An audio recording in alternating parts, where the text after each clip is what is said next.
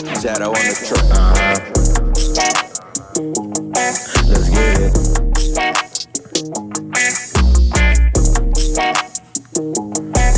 I'm a rock star type nigga, fucks bad bitches. See me in the drop cause I stay. Okay. Welcome back to another video.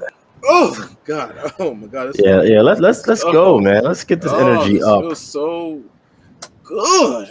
Oh, I'm about to buzz. I gotta get that sound on the sound. Oh my god. About to buzz. Oh, he says it again. Okay. Yeah, I'm feeling. Which is what a lot of guys are doing, and that leads into our topic of the day, actually. But before we get into the madness today, please bear with me. My voice is a little bit strained. I may or may not have the COVID, but I am congested. I do know that for sure. So if I cough a little bit, it's because I'm spitting into some tissue. You know what I'm saying? I just got some. That's too much information. I already know. But anywho, regardless of that, guys, welcome back to another video. This is with your boys here at the M.A.S Media Network.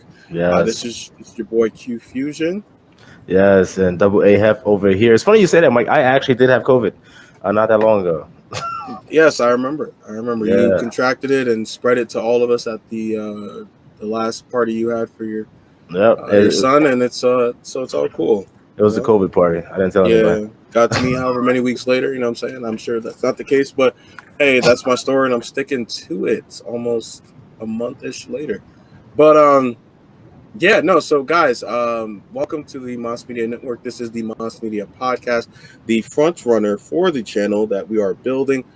As you know, we have our other channels as well. So let's plug that in first and foremost. I feel like we always do that at the end. I think we should definitely have a space where we make sure we plug it in the beginning. So if you didn't know, me and my co-host, Double A.Heff, we both have our own separate channels that we flagship under the M.A.S Media Network to a degree. Where we kind of have our own little flavors to get to our own constituents. I guess I'll start with mine. Mine is at Qfusion Reacts, where I react to, videos that are sort of trending and going along. Some will be funny, some will be a little more serious. I try to have a little bit of a mix of the two, just to sort of make things interesting. I'll let my co-host plug his in as well. Awesome. Yes, and mine is Double A.Heff, just as you see it for my name on the screen. And that's also for Instagram as well, where I touch on some what would be considered controversial topics. Oh my God! Yep. So I definitely need that misogyny button because usually the topics that my co-host will touch on will lead the viewership to most other times other than not label him all the shaming language under the boat, and also myself too as well. I won't give my co-host all the credit. What I'm saying? So guys, please also follow us at our social media channels. Mine is at Qfusion, and then my co-host has his as well.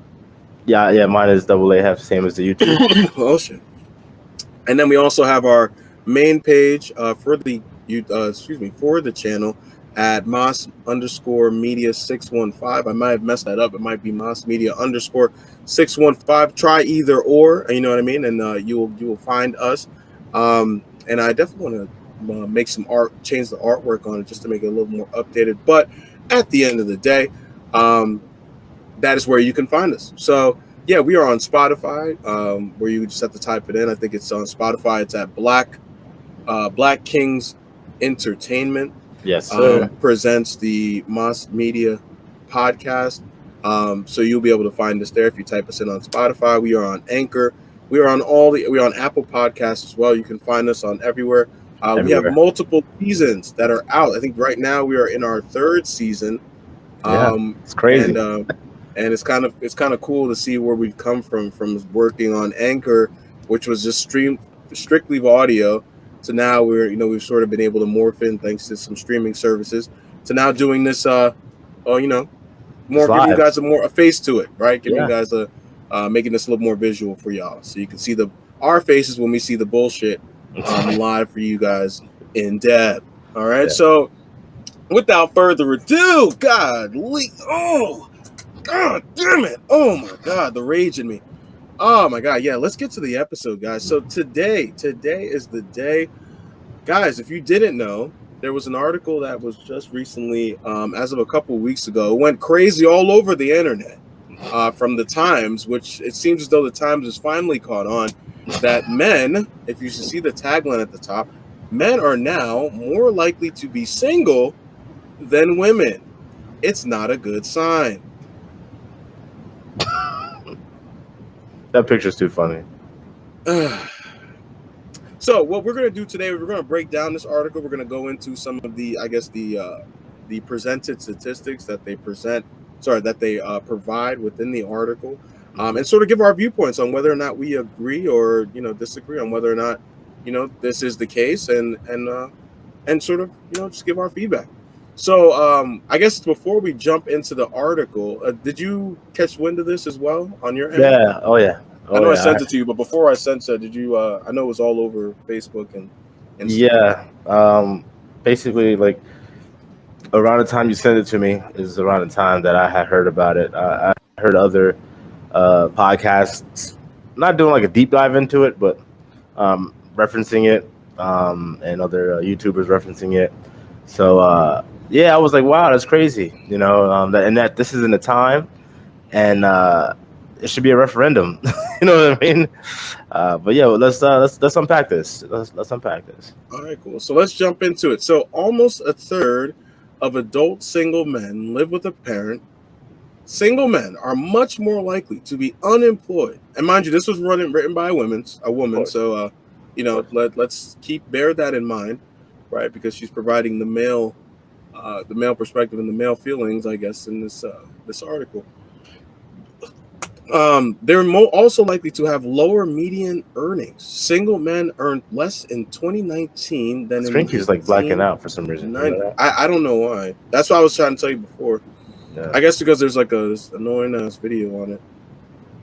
I don't know if you can see it, but in the meantime, I'll just just keep reading. If you can see it, just keep reading it. It's fine. Oh, they did me dirty. What the fuck? They switched up the article. Yo, they knew we were talking about it. Oh, that should I be? We're talking about COVID. Next thing you know. All right, let's get through it quickly. Yeah. All right. So even adjusting for now you only have one free article left. Earn the same. All right, bro. I'm just gonna try to get through this article as quickly as possible. Even adjusting for inflation. Actually, you want to read this out? I'm gonna keep on, and I'll pick it up where you miss if it blanks out on you. All right, yeah. These are. Yeah, I'm starting with these are, right? Yes. All right. These are the sum of the findings of a new research analysis of 2019 data on the growing gap between American adults who live with a partner and those who do not. While the study is less about the effect of marriage and more about the effect that changing economic circumstances have had on marriage, it sheds light on some unexpected outcomes of shifts in the labor market. Over the same time period that the fortunes of single people have fallen, the study shows the proportion of American adults who live with a significant other, be it spouse or unmarried partner, also declined substantially. In 1990, about 71% of folks from the age of 25 to 54, which are considered the prime working years, had a partner they married to or lived with. In 2019, only 62%, so that's a 9% decrease. Correct. Partly this is because people are taking longer to establish that relationship. The median age of marriage is creeping up, and while now more people live together than before, that has not matched the number of people who are staying single. But it's not just an age shift. The number of older single people is also much higher than it was in 1990. From a quarter of 40 to 54-year-olds to almost a third by 2019. And among those 40 to 54 years old, 1 in 5 men live with a parent. The trend has not had an equal impact across all sectors of society. The Pew study, which uses information from the 2019 American Community Survey, notes that men are now more likely to be single than women, which was not the case 30 years ago. Black people are much more likely to be single at 59% than any other race, and Black women, 62%, are the most likely to be single of any sector. I wonder why. Asian people, 29%, are the least likely to be single, Oh my God! followed by whites at 33 and Hispanics at 38. So we, quote unquote, blacks double it, damn near. Yeah. Most people, if you are brought to like dating app advice, dating app statistics, black, women are actually black women and Asian men are the least sought after demographics in the dating app market, which is a large populace of young individuals who fit between that market of between 18 to 60, utilize. So that's, I'm not going to say that's an off statistic. Oh no, that's definitely Yes, it falls in line. What I've seen on Correct. other studies and what I see with my own two eyes. Correct. Most researchers agree that the trend line showing that fewer people are getting married and that those who do are increasingly better off financially have a lot more to do with the effect of wealth and education on marriage than vice versa. People who are financially stable are just much more likely to find and attract a partner. No, you don't say. Mm-hmm. It's not, and this is a quote, it's not that marriage is making people be richer than it used to. It's that marriage is becoming an increasingly elite institution so that people are increasingly only getting married if they already have economic advantages, says Philip Cohen, a professor of sociology at the University of Maryland, College Park. Marriage does not make people change their social class. It doesn't make people change their race, and those things are very big predictors of economic outcomes. Mm-hmm. Let's highlight this part, because I think that too, like, I think the way they're looking at it is really surface level. You know what I mean? And like, because on the surface, yes, that makes sure there is a whole sort of there's like a whole modicum behind that, right? As to why those economic classes aren't changing. And it's because the people that are, we can finish the article, but I think it's a lot deeper than this article makes it. And it's the reason why people that are in this space have been talking about this shit for years. And the fact that the time has just caught on to it, and many people who were posting about it were like, oh, like this is happening, men shouldn't be surprised. It's like, guys, this has been going on. Like, yeah. Most people understand this. To your point about this being surface level, and again, we have to keep in account who the author of this article is. Yes. And I'll just say this, because I don't want to have a long-winded rebut at the moment, because I do want to get to this article. But it said, I think it was 59% of quote-unquote black people are single. I don't want to misquote it because it's definitely here. Yeah, black people are much more likely to be single at 59%. That's more than any other race.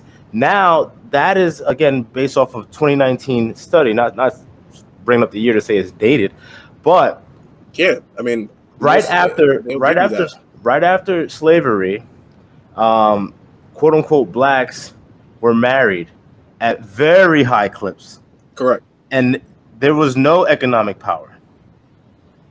So to say that, marriage is tied to economic power, it's kind of like it's leading. It's kind of like what's the saying? It's like causation. Just because there's a correlation doesn't mean that there's causation. So those don't go hand in hand exclusively, because we've seen the same group of people, the same demographic, have even up into the 1960s. Mm-hmm. And again, the quote unquote black the black community was not a freaking economic powerhouse in the 60s. So from post Civil War up in the 1960s, the quote unquote black community had I don't have the numbers in front of me. Had I known I was going to reference this, I would have did that research, but I could pull it up later on. But it's not just about black and economy.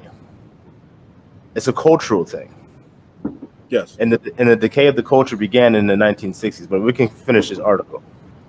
Yep. Well, actually, it began before that, but that's when it really got souped up on steroids. Yeah, you know what? Let's give our take on this at the moment. I think we only have this, I guess, because it's still a little bit of a half to go. We're right here right now. Right now, we're right here. This Yes, reframing right. of the issue. Yep. Okay, so because I don't want to miss my initial feedback to this this article. So obviously, yes, and I think this article, the way that it's being framed, is very, like my co-host was mentioning, it's very misleading. First off, we know that men are more interested in. I'm not saying men have no interest in family, but what I will say is that men, on a balance of probabilities, we're not out here. We're not out here sort of like we have an understanding that in order to have a family, you must have certain things sort of notched off a board. Yes, there's that dichotomy where you can build with a person, right? But for the most part, most men understand that in order for you to start a family, you have to have certain ducks in a row, right? So in order to do that, you're not just going to be getting into relationships hoping that the woman's going to accept you even when you don't have your shit together. Right. So men will gladly, I don't even say gladly, but men will just dutifully do their part, right? For the most part, do what they need to do in order to ensure that they optimize their chances of a successful relationship from a financial perspective. And that goes back into the point that she was making before. Most relationships nowadays, as per what they're pinpointing, they're pretty much I think what they're saying is that it's across the board from an economic level standpoint. So basically, if the person makes $100,000 a year, or let's say they even make $50,000 a year, that they're going to get with somebody that is in their same tax bracket, right? They're not going to do it. You're not going to see it where a woman makes 100,000, and then she's going to get with a guy that makes 50,000. No, she's going to go pretty much across the board, right? Because we all know most women don't date down. Like, that's just common knowledge. You know what I mean? So this article is framing it in a way where it's saying, like, oh, marriage is not in a way to it's not being utilized in a way to make people richer like it used to. No, it's because most women nowadays find most men economically unattractive. That is just the meat and the bones about it, right? So when you get to the profile, it's like, yeah, he might be attractive on paper from a physical standpoint, but if he doesn't, we know that looks isn't everything when it comes to women. Like, looks is just okay, it's good, but what else what have we heard from her? What have you done for me lately? Right, from the famous Eddie Murphy line, right? From the from what was that stand up, the one where he had the red tights. That was Raw. Yeah, from Raw, from that. He's like, what have you done for me? What have you done for me lately, Eddie? What have you done for me lately, Eddie? You know what I'm saying? Like, that is and hey, frankly enough, that was in the early 80s when that came out. So you can actually, from where this article starting from the 1990s, I mean, that whole notion has sort of carried on to where now no longer do you see people getting married based on, I guess you would say, on familial value, right? Just alone. It's now more so economic standing. It's now more so because most marriages that do fail are due to financial reasons, right? So this is a lot of what this article is touching on is on a growing trend that has literally been pushed for years, that most men understand. Most men that deal with women and have gone through the wars and tribulations that it takes with dealing with women, they understand that, yes, that on a balance of probabilities, most women will not even let you come in the door if you don't meet a certain benchmark from a value perspective. That's where so for me, when this article came out, I'm just like, how the fuck are people just getting this? Like, how are people just understanding this? Well, I think, for one, to answer that question, a lot of people don't, occupy the same spaces that you and I do, not just like physically, but like from a mental standpoint and what's like going on within society and within culture. You know what I mean? So those people, yeah, of course, they'd be freaking, oblivious to this. But like you said, and like I said, and this is noted. You could go to my YouTube channel. You could go to the M.A.S Media Anchor channel. Like, we've been talking about stuff like this for years. You know what I mean? It's documented. We got the receipts. This isn't anything new. But Mike, I do want to reference something. I was able to pull up a number. So if you could scroll up real fast back to that percentage number, because I think that black women were 69% likely to be black women are 50 likely to be single, 59%, right? Oh yeah. So No, that black 50, 62%. I'm sorry, what percent for black women to be single? Black women are 62% are the Likely to be most likely. single. Yeah. Okay, so in the 1950s, uh, after at least 70 years of rough parity, African American marriages rates began to fall behind white rates. In 1950, the percentages of white and African American women who were currently married were roughly the same at 67% and 64%. That means 64% of quote unquote black women were married in 1950, as opposed to that Pew number from 2019 saying that they're 69% or 62% likely to be single. So again, this isn't about, it's not totally about economics. It's not. There's more to it. Because luckily we have a control group. It's the quote unquote black people. I'm actually no, they're not the control. They're the variable because they're the ones that's moving all over the goddamn place. The control will be, I guess, any other demographic that you want to choose, because the numbers haven't moved like that drastically. Like where it's like we were on the high end, and now we went. We didn't drop. We went to the low end. And again, that just can't all be put on economics. It's a cultural thing.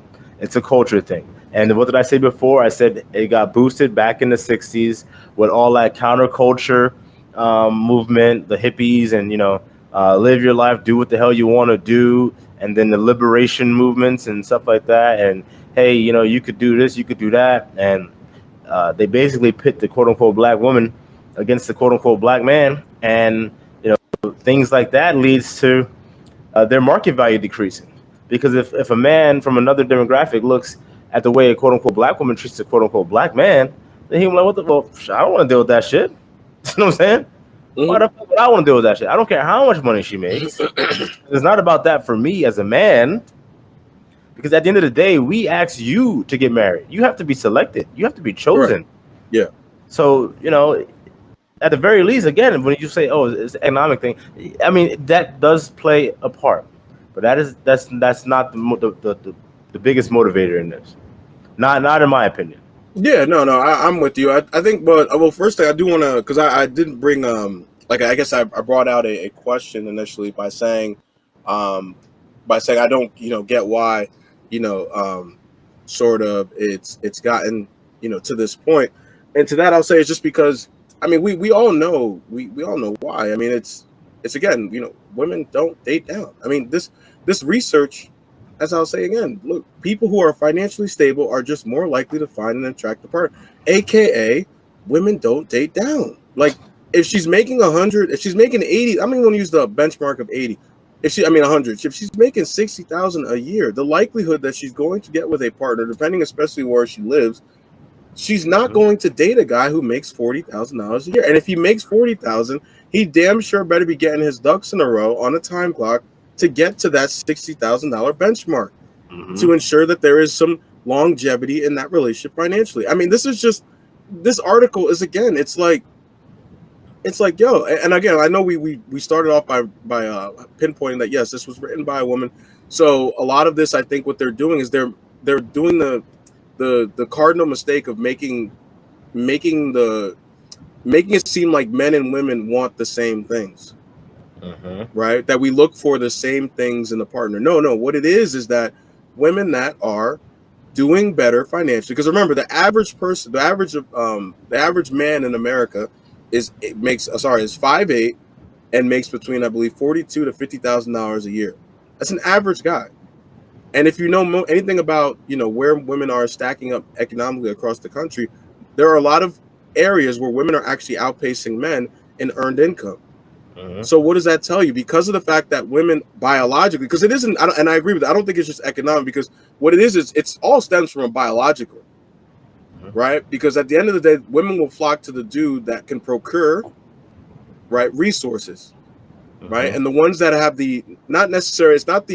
and I've heard this, it's like the tale older than time. It's not the resources that attracts women, right? It's the man's characteristics that got him to earn those resources. That is what attracts women to certain types of men. right? So a woman can get with the guy that makes less than her, but the guy that has those qualities that will those desirable qualities of ambition, drive, motivation, that he's constantly on his shit.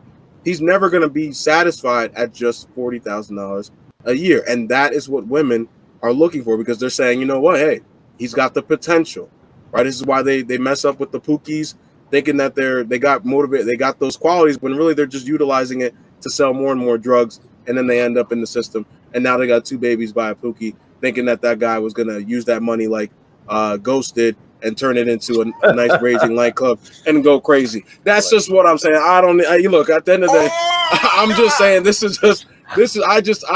I don't make the facts. I just report them. Okay, that is not my job. Okay, so I mean, back to this article, guys.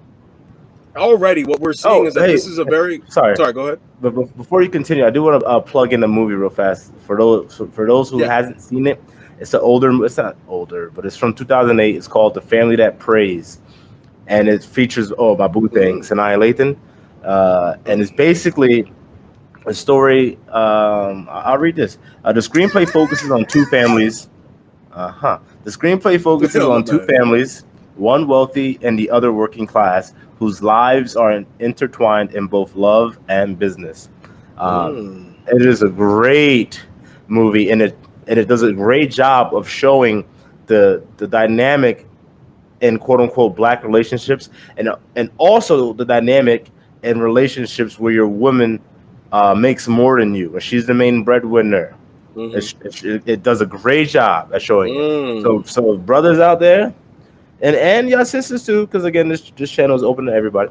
But definitely check out that movie if you haven't seen it yet. It's a fantastic movie. It's not a waste of your time. I guarantee it.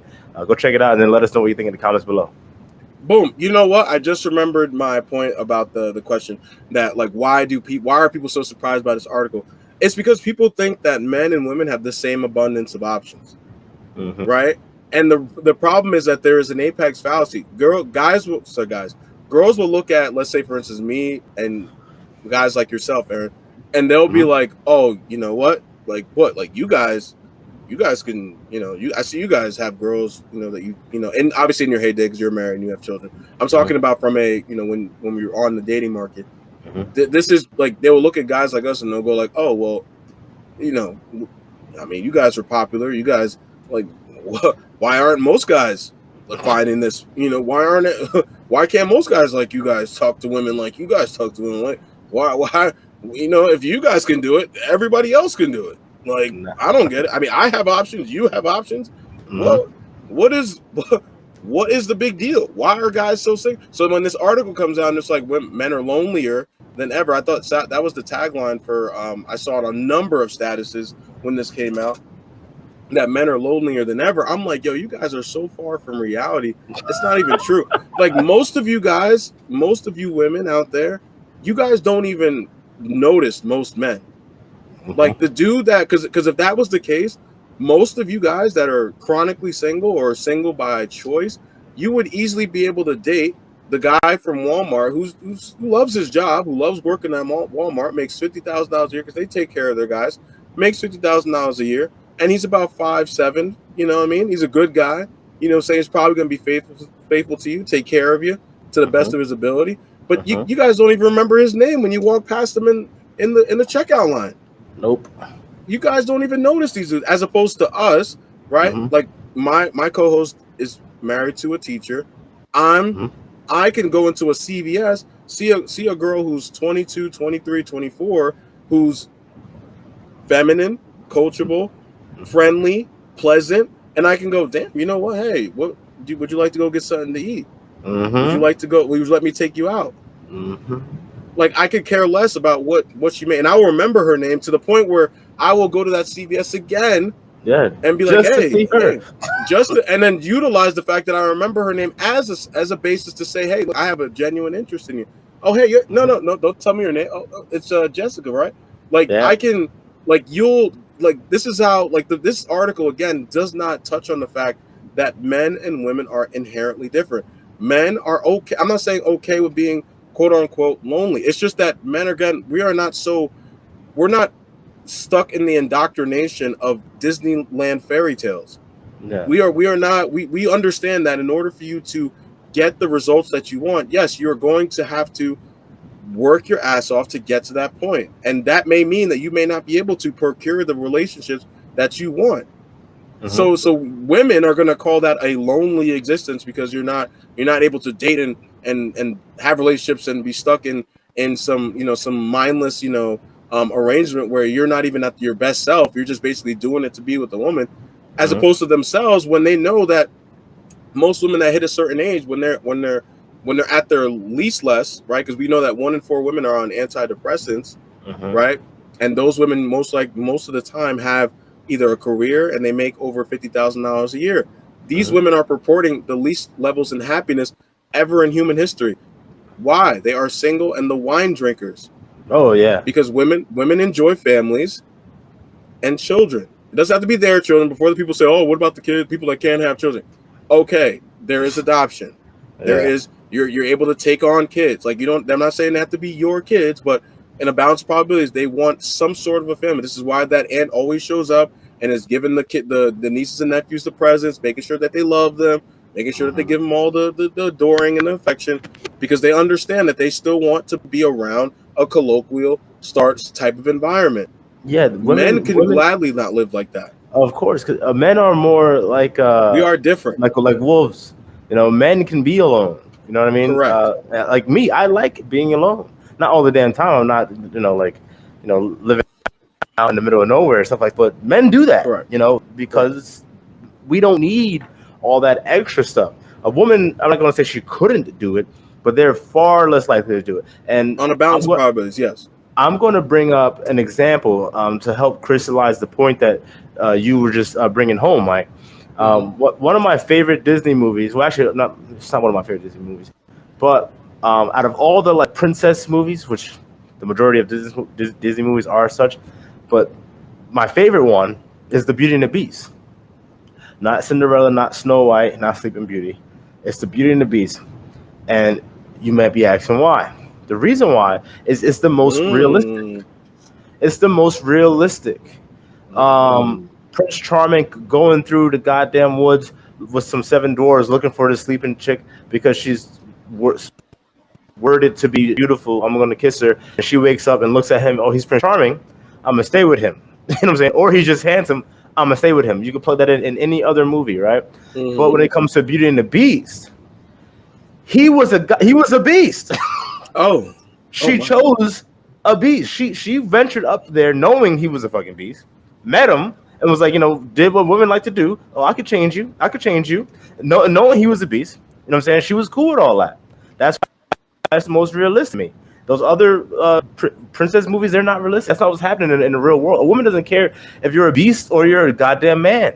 If you could provide and you got a big ass fucking castle like that, then hey, that's all she needs to know. She's gonna ride that wave out, and not just wake up and say, "Oh, he kissed me. I'm gonna stick with him." You know what I'm saying? So, no, and you know what it is? It's like, and thank you for that. It's like, I mean, again, and most people are not going to want to sort of sensationalize a Disney movie, but you have to a degree, dive in deeper to understand. Like, this is what is literally driving a lot of these modern women nowadays. Like, you're looking at it on surface level, you're like, oh well, she chooses the beast, like, oh, it's the bad boy, that type of thing. Well, hey, look, like the guy the nice guy that gave her the kiss, right? It's like, oh yeah, he's that. You know what? Ideally, yeah. That should be my route. Like, that's safer. It's safer as opposed to the 8-foot giant with the claws coming out that could literally at any point or another you say the wrong thing, because again it's a Disney movie, so they're not going to show when they argue, right? They're only going to show when he's the beast in the corner, with tears, that little cartoon tear coming down his cheek, right? They're not going to show when he gives her the backhand, right? It's down. I don't want to get canceled off here. You know what I'm saying? Hold on, let me just get the. You know what I'm saying? Like when she's like, clean up your mess. He's like, go away. And he gives her a backhand from the Lord, and she goes like 30 feet in the air and fucking falls down. They're not going to show that aspect of it, right? They're only going to show the aspect where he's being, that the beast is being tamed and he's being vulnerable and he's being, he's emotional, but he's not too emotional where he's breaking her neck and ending the movie off in 3 minutes. But no, he's just emotional enough to where it's like, oh, you know what? It's like, I can tame him. I can make him an amazing man. I can take this empire that he's built, right? Yeah. With all his psychological issues that he's built, and I can move in. And what do we always say? Girls do not build, they move in. I am sorry. This whole notion of this goes back to the article. The article's talking about people are not getting married for economic to get richer, right? The line that they use, it's not that marriage is making people richer than it used to. It's that marriage is becoming an increasingly elite institution, so that people are increasingly only getting married if they already have economic advantages. What does that tell you? Men who are choosing the women, right, are choosing them off of probability, because what does it say? That most marriages that end in divorce end on financial discord or financial reasons, right? So the best probability that you have is probably marrying someone in your tax bracket. If you don't understand, tax brackets are not exactly, 100,000 to 105,000. They can be 100. I think the last time I was looking at what was the thing? As far as how tax breaks, it could be like the middle class was like 124,000, I think, and then like to 85,000. Right? Mm-hmm. So that is not far-fetched. A dude could be making 120,000 and marry a woman who only makes 80,000. Mm-hmm. Right? But if you were to talk about the inverse, that's not happening. Right? You're not seeing it where a woman is taking, and if you do see it, guys, before you want to throw out the exceptions to the rule, where you have the beautiful relationships that you talk about where your mom was the breadwinner and your dad was okay with just being dad and staying at home and all this other stuff. Cool. Are you doing that? Are you doing that? Are you doing it? Are your friends doing that? No, you don't want a man that's doing what your father did. So before you start talking about how, it could work for me, you don't even date the guys that fall within your dad's circumstance. So please spare me. And if the guy like your dad, which you probably should. I mean, but you wouldn't even give that guy a time of day. You wouldn't even respond to his hi or his hey beautiful. Probably just leave him on red. So spare me this grandiose notion that yes, this is more common than you think, that guys are okay with dating women that make more than them. No, guys will tolerate, right, these circumstances, knowing only that they're on a time clock, and that, hey, look, if I'm having an off year and she's making less, I'm making more than me, then goddamn it, I know I have to be doing what I need to be doing to get to that point, if not providing value in a whole nother realm of different ways. Otherwise, she is out. I want to give you the tax bracket information that you were talking about. Yes, please. So that way we got the facts on here. So the third tax bracket up starts at $40,526,000, and that goes all the way from 40,000 to 86,000. The next bracket starts at 86,000. 376, and it goes up to 164,900. Jesus. So as to what my co-host was saying, well, I'll let him. It's even more. No, thank you. No, and I appreciate that, because I was thinking, I'm like, it definitely had a bigger disparity, because I was wondering myself. I was thinking in my head, I was like, damn. I'm like, shit. I mean, fuck. I was like, if I make if I even make just a little more, I'm like, damn, I am still getting. Fuck this. I was like, it doesn't even pay. So that's why they were saying, it sucks to be middle class nowadays. I mean, it really doesn't do the deed. You know what I'm saying? Like, you don't even really want to strive to even be middle class anymore. But that's a whole other topic. But even still, like, so when this article is so misleading, because like when they're talking about stuff, the way that they're framing it is that, like, oh yeah, like, women are just getting with men that are, they're equal. No, well, you can be working as an analyst, as a woman, making 75 to 80K, but the guy you're dating is probably an analyst, as a financial analyst on Wall Street. No. So, and he's probably making 120 to 150K a year at minimum, especially depending on what year he is. So it's like, that's a huge discrepancy, right? But it's just that has been again, that has been a story that's been told since the tale of time. And I think that's what this article is really misleading. And if not misleading, it's incredibly leading, because it's trying to showcase some demonstrative effect that the dating market has had on men, as if this hasn't been going on for years. Yeah. Men have been suffering in the dating market for years.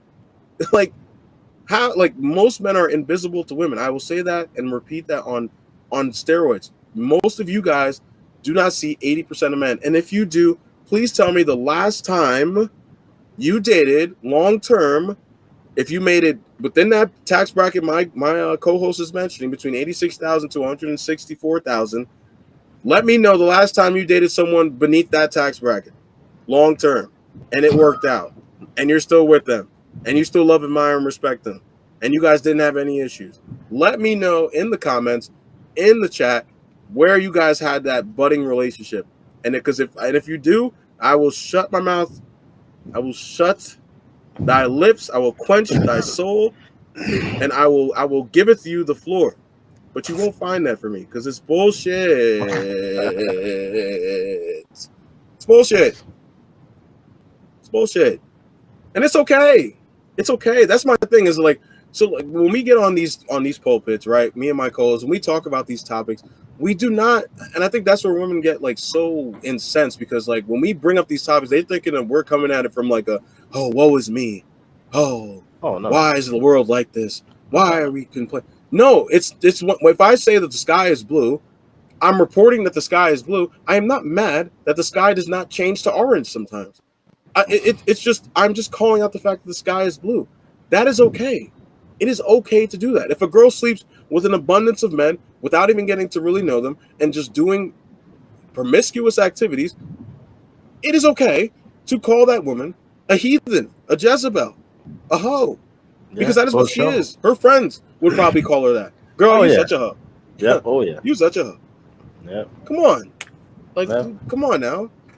This article is doing a whole bunch of fucking mental gymnastics to basically showcase something that most people already know. Men are interested in things, and women are more interested in people. And as a byproduct, the dating market is going to showcase that. It's just that most men do not have the options that most women have. So byproduct of that, they're just going to, and there's not going to be enough. There's more than enough women to supply most men, but the problem is that most men do not qualify for the ego and the bloated sense of worth that most women have in 2022. Yeah, and most men just don't want to deal with it. Period. You know what I'm saying? Why? Especially in the quote unquote black community. Especially. Yes. Especially if we were to take it to there. I mean, because bro, it's like this, man. Like, and I heard this. I was listening to the roommates. The guy was speaking with this girl because she was like, oh, I could deal with a guy that wants to, who makes 40,000, but he wants. I mean, he's a teacher and he makes 40,000, and he wants to, to grow, and he wants to make more. I'm like, damn, yo, and this isn't a woe is me thing, but I'm like, women always will say they want a guy that's passionate about, they want to be with a guy that loves what they do and all this other stuff. But like, I know people that work as gym teachers that make maybe 55, 60K at most, right? Depending on where they're at in their tenure. And they love what they do. They love going to school every day, seeing the kids smile, saying, hey, mister, hey, man, they love that. They get to coach at the after school, coaching in their favorite sport. They enjoy doing that, setting up game plans, setting up lineups, setting all these other things. Like, they enjoy doing that. They love what they do. And yet a woman will look at that, and I'm not saying all women, but I would say in this market of, again, economic attractiveness and also vanity, right? Women will look at that and will be like, well, do you not want to get your master's? You don't want to get your PhD? You don't want to, you don't want to get your certificate or something? Like, you don't want to be a vice principal? Yeah. Like, you know what I mean?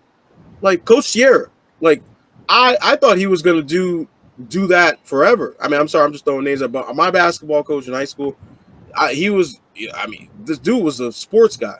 Oh yeah, for sure. Sports. True and true. If you knew his Every family, sport. Every sport. they were sports junkies. Yeah. I thought he was gonna be a high school coach and a successful one at that, because they had been going to the state championships and things of that nature. I thought he was gonna be doing that for as long as Coach Pace was doing it. I'm just throwing names out, Jesus. But I thought he was gonna be doing that for as long as he was doing it. But even those two guys, they even had to end up becoming vice principals and joining the leadership in their respective school districts. Mm-hmm. It's like, damn, like dudes cannot literally just do what they love. And if they do what they love, but it doesn't meet the benchmark of how to survive, like that's going to allow for you to survive and live the life of luxury or whatever much that the family thinks that they need. Mm-hmm, yep. Then it's like he has to strive for greater things. Well, it's what the women thinks that they need, right? Because men make do. You know what I mean? And I'm not saying that to say men. I'm sure they were getting shit. Yeah, but men make do. For instance, we have a mutual friend. Well, I'm not sure if you'd call her a friend, but someone that we mutually know, went to school with. She's from the perspective of a woman, she's living her best life. She's living her life like it's golden. Went to school, got out, started working in the city. Now she's like a VP of a PR firm, and she's been doing I know you're talking about a number. No, that's a number of years. And for those who don't, those listening that don't live The Dark Knight in the greater New York City area, the Kawhi laugh, the Kawhi laugh. Yeah, I'm out of here, man. All right, guys. Thank you guys for tuning in on the Science Line. Oh man, it's over. The Dark Knight. So anyway, The Dark Knight. She like I said, she's a VP of a PR firm, and she's been doing that for a number of years. She's always in like newsletters and stuff like that. And from the third party looking, especially a woman, like, oh my God, like she's all that in a bag of potato chips, but she can't find a man to save her damn life. So all of that, and you want to post all these pictures of this one's birthday party, see the birthday girl with her man next to the Dark Knight. You see these bunches all the time in the city on the rooftops and all this other stuff, living this great life. I'm not trying to knock it or denigrate it. That's great. That's awesome for her. But I know, and most men could look at it and see what I see. She's empty. She's missing something. That's a man. That's a man. But you know what? Because she's doing so well and making, not even so much doing so well, but she's making so much money, her chances of actually finding a man have dropped precipitously because of that. Little does she know. I'm not sure if she even understands that to this day. She probably won't get it until she's in her 40s. Oh, no. But the higher she goes and more money she makes, the man just goes like that. It's like, Bruh. See ya. Bruh. And I'm not telling women don't make money. Obviously, if you want things out of life, we all want certain things out of life. And if that's what you want, hey, then go, knock yourself out. This is America. The home of the free because of the brave, right? You can go do what the hell you want to do. Absolutely. But don't then turn around and try to say, oh, men are weak or men are this and men. No. Leave us the hell out of it. You had a choice to forego having down and having a in pursuit of other carnal things. That's your choice. Yeah. No, thank you for bringing that example to the fore. And I mean, and she is an amazing example to tote, because she plays right into this article's narrative, right? Oh, yeah. A girl like herself is not going to get, which is probably why she is single, right? A girl like herself is not going to get with the guy unless they match her energy or her vibe, right? See air quotes. Like this is what's going to happen. So girls like herself are not just going to settle with just a dude just for the sake of needing to be what they do. So what is going to happen? Because right now we're 31, 32. She is just going to get up there in age to the point where some guy, right, is going to say to themselves, you know what, and she's just gonna settle. Like it's either she's going to settle or die alone. And a lot of Yes. women, and this is why the Kevin Samuels take was so harsh for a lot, because it's very unbecoming, and it's a very dark reality that's going to hit a lot more women than anything else. And it's always funny to me that when this articles like this come out, and they're like, oh well, I know I work as a nurse, and I know a lot of guys that die alone, and in nursing, and I'm just like, okay, like again, like men are. We're not equal. So you like, saying, hey, I know men that have died alone. Listen, like that's sure, you know what? But at the end of the day, like, men can live alone. Men can die alone. Women, that's like if someone said to me, hey, out to be like some, hey Aaron, I can see your future. You're gonna die alone. It's not gonna be any hair off my goddamn chest. You know what I'm saying? I'm like, hey, you know what? I came in alone. I'll go out alone. But for women, that being a possibility, that's a huge feeling. Yeah, they have an issue with it. Men don't. You said that nurse said, "Oh, I don't know, men that died alone." Did you ever ask how you felt about it? Might have been like, I'll tell you this, and you know what? I will even bet my left testicle that those men were more, if anything, if they were unpleasant, they were more unpleasant about what their impact was on the world before they left. Oh yeah, as opposed to that is alone. More exact. Like, because I mean, and that can encompass a ton of things, but where they left their mark on, as far as were they impactful, were they somebody of value, were they somebody? Because I'm pretty sure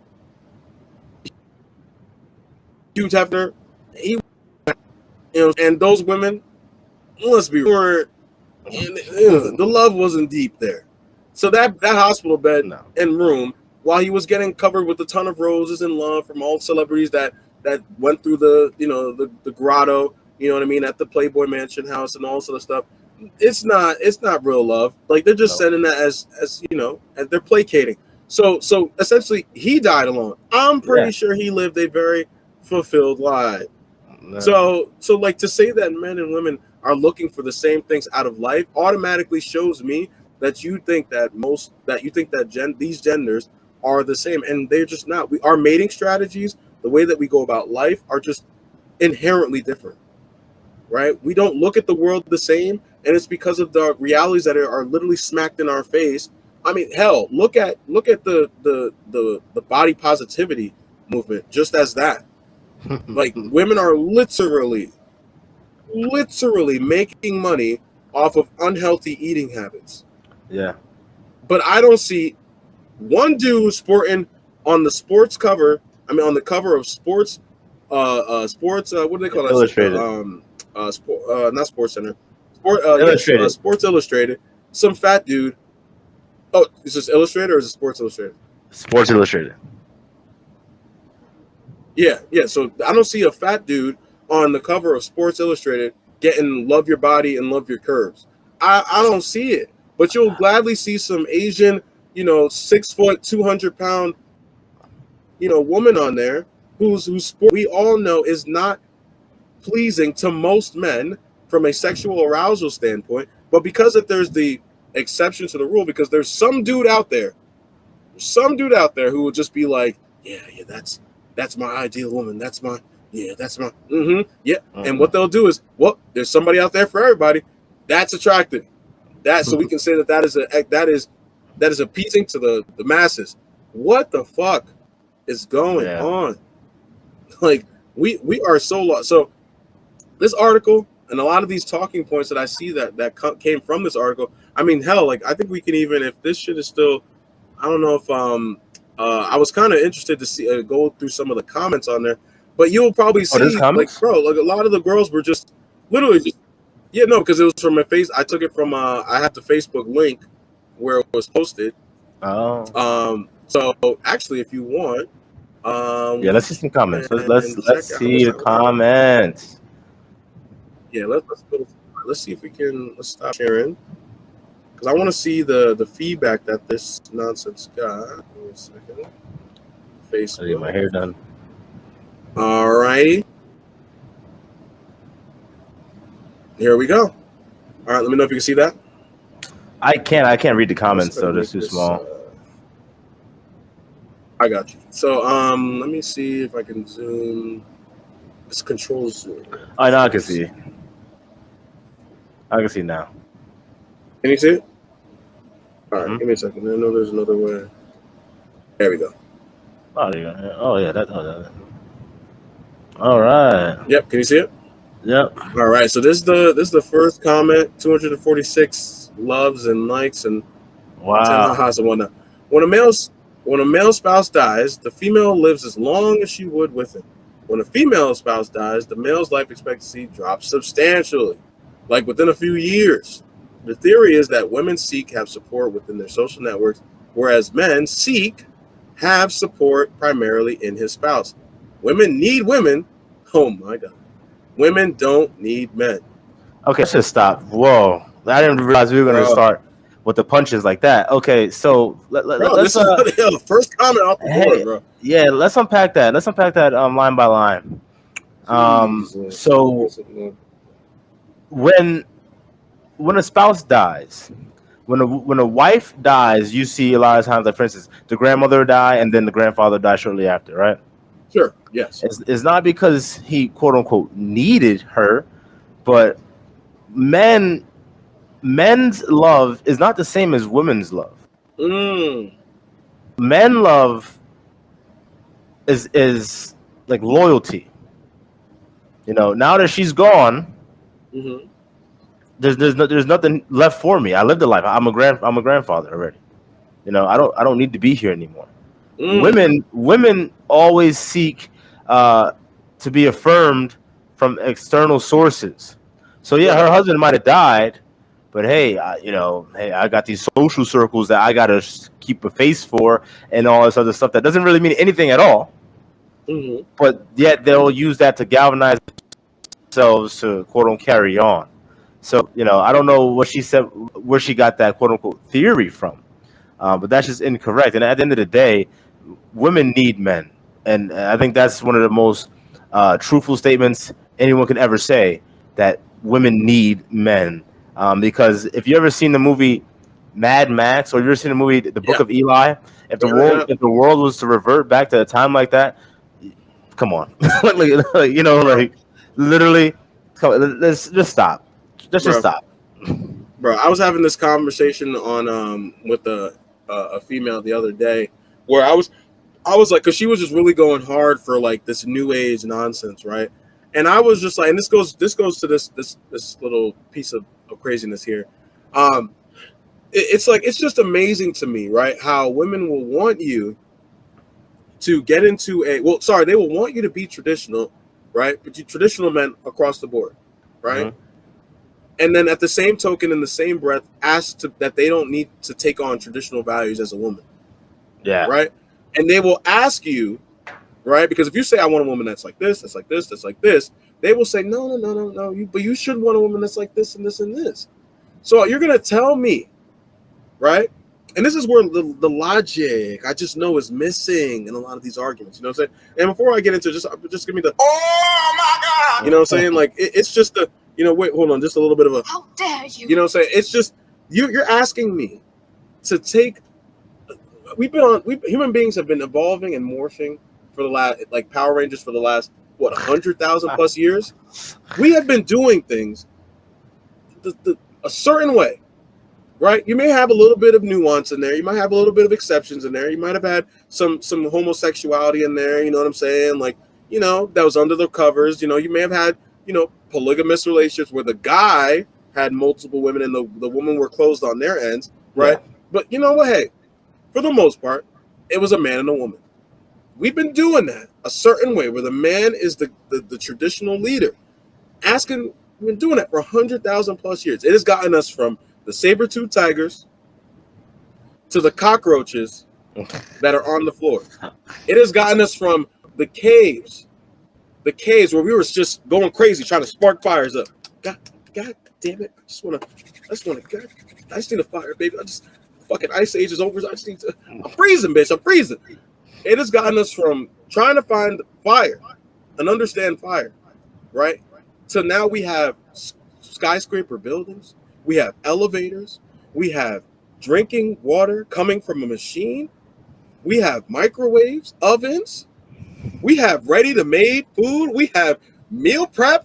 I'm just saying, we have taken this world right? Women, I'm sorry, women have literally, we have gotten this world so safe in this first world, because in Africa, it's very interesting to me that the poorer the country, the more these women seem to find themselves being more traditional. You know what I'm saying? When the machetes and the I'm gonna kill this cockroach starts coming out.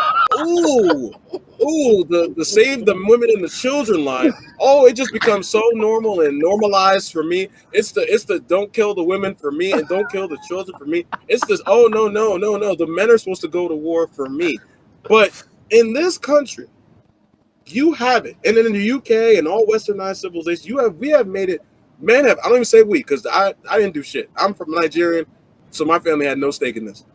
But men have made it so safe in this country to the point that women can walk around on 4K and literally say that men need women and that women don't need men. Yeah, what the fuck is going on here? Your ancestors are ashamed. The fact that women have this mindset is shameful. It is disrespectful to the people that came before you, right? Yeah. It is. They have you. The fact that you literally you sit here, you're talking this, you're spitting this regurgitated notions, right? About, oh, the man dies and all sorts of. At the end of the day, men. I think my partner, my co-host, is speaking to this. Men love idealistically. Women love, because I heard this and from Roel Tomasi.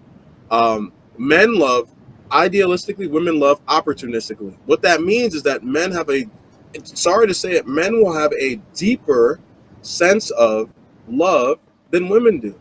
Women are, I mean, at the end of the day, there's no such thing as, to a degree, as unconditional love. But let's be real. When a man loves a woman, he will put his life on the line for that woman. It is the reason. It is a reason why men are all we need is so simple and so, and the fact that most women have no idea what men want. It is a travesty that is so profound. I can't even fathom it. This is the reason. This comment right here is the doped up nonsense that they will give you to make it seem like women are literally this beacon of life sustenance that all people need. If you eradicate it, and this is not to say that we do not need women, it is to say that women have literally lost a sense of reality to understand that if men really wanted to, they could enact a chaos that will be unfounded in human history. Oh yeah.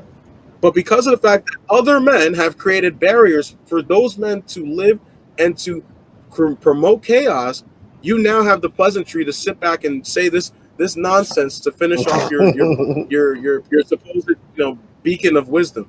It is insane to me. I am like, this is the first comment. Jesus Christ. This is the first comment.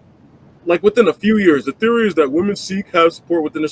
No, all that means is that they're able to sap love to sustain themselves with other resources, right? Exactly. Man, on the other hand, because we didn't bust out the children.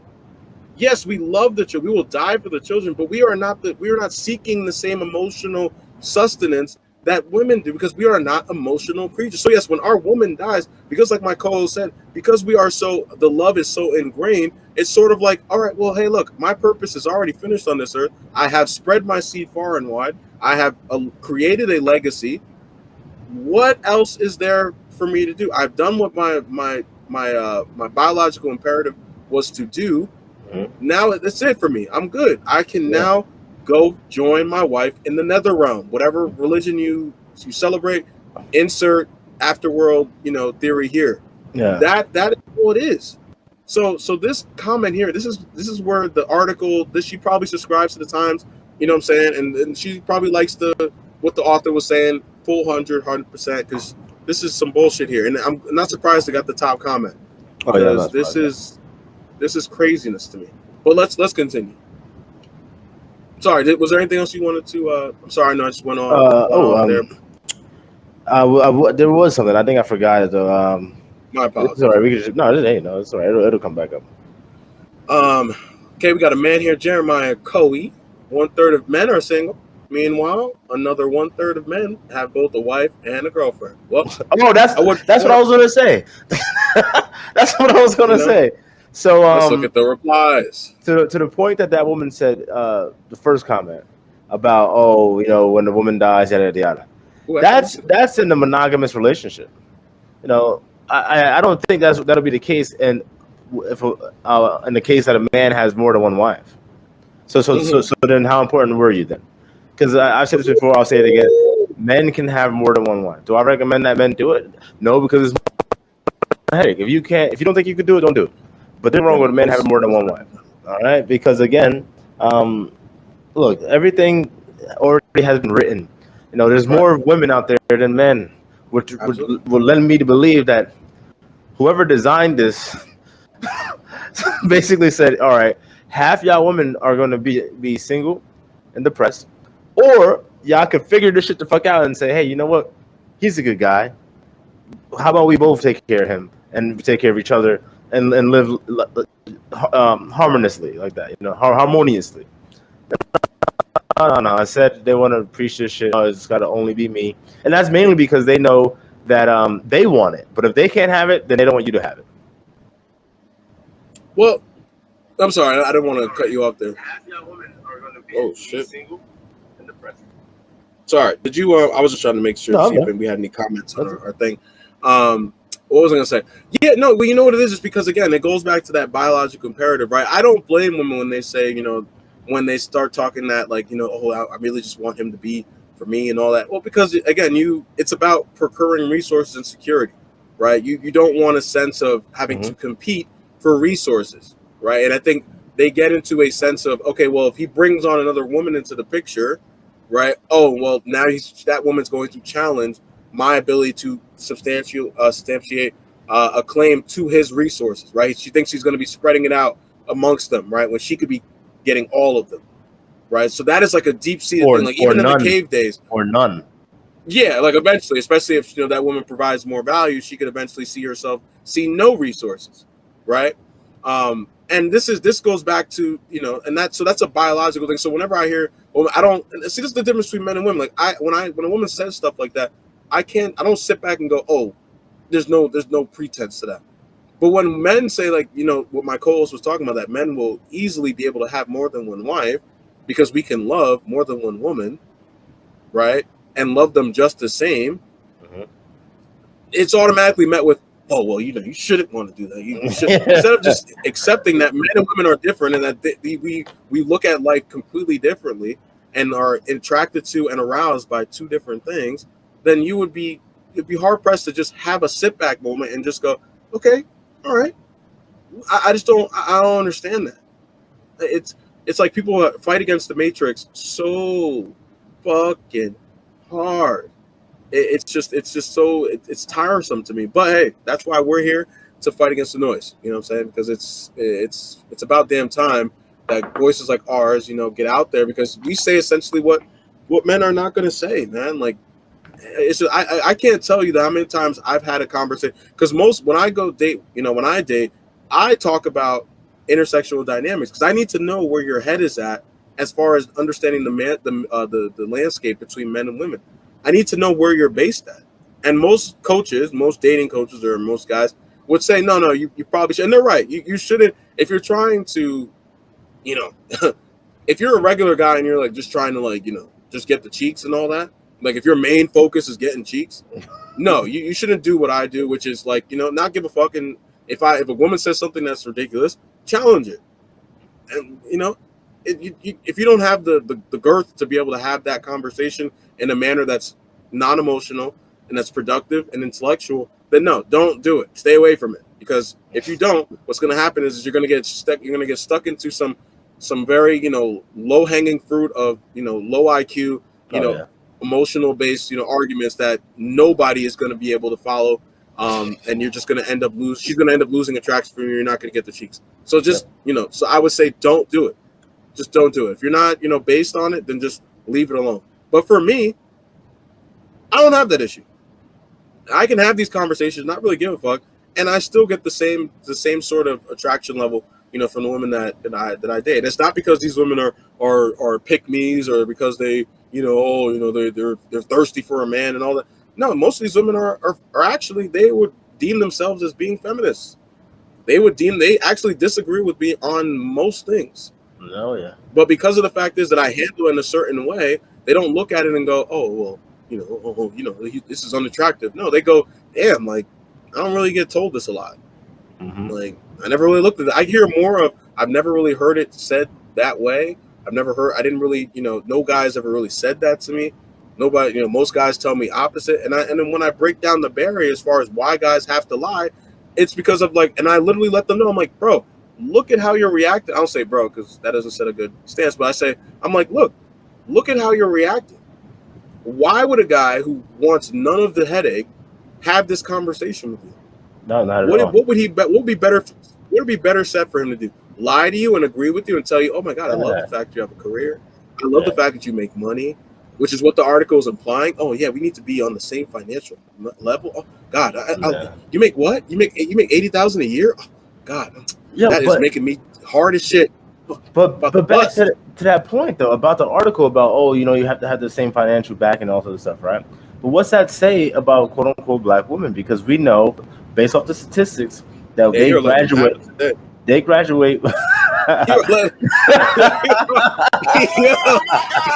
damn. All right, let's do it. Hey, you know what? Fuck it, man. This guy is crazy, man. This guy is crazy, man. He's like, honestly, that makes sense. So with the black woman, though, this is where that all lines up with what's going on with the black woman. I love it, man. No, please. I'm sorry. I detest it. I have the thought that the author may be a quote unquote black woman. I just think that because give me a second. I'm not sure. I just think that. But anyway, most things if you just do something. Quote unquote black women were pointed out in that article. They're leading at 62%. But also location. All right, there we go. No, please go ahead. So, quote unquote black women. We know this from the statistics. Graduate college with a 4-year degree at a much higher clip. Oh, she's Caucasian? Yeah, she's Caucasian. All right, feminist. So anyway, she looks like one. Well, no, she's definitely a feminist. But but quote unquote black women graduate from a 4-year degree at a much higher clip than their black male counterparts. So if we're going to use that for any type of gauge, we'll say they're more likely to make more money than their quote-unquote black male counterparts. But we all know that quote-unquote black men are more often sought after than quote-unquote black women. Right. So is it the economic thing? Because if it isn't, how come if it's just about the economics, and how come the the one dude said, your economic situation doesn't change your race? So if your economic situation is you're doing well, then how come the other men from the other races aren't marrying you, quote unquote black women? Because if it's like an elite thing that they said, oh, you need to have money to do it. It's changed. The institution of marriage has changed. Then okay, but then why aren't they getting married then? But if you let the quote unquote black woman tell you, she'll say it's because we are our black men, the same black men we shit on every chance we get. But that's why, because we want a quote unquote black man. Well, bitch, ain't look like you're gonna get one, so you better figure something fuck out. You know what I mean? And again, I'm not here to put down quote unquote black women. It's just again, this woman here, this Caucasian keeping looking bitch, she pointed out quote unquote black women. She pointed them out. So.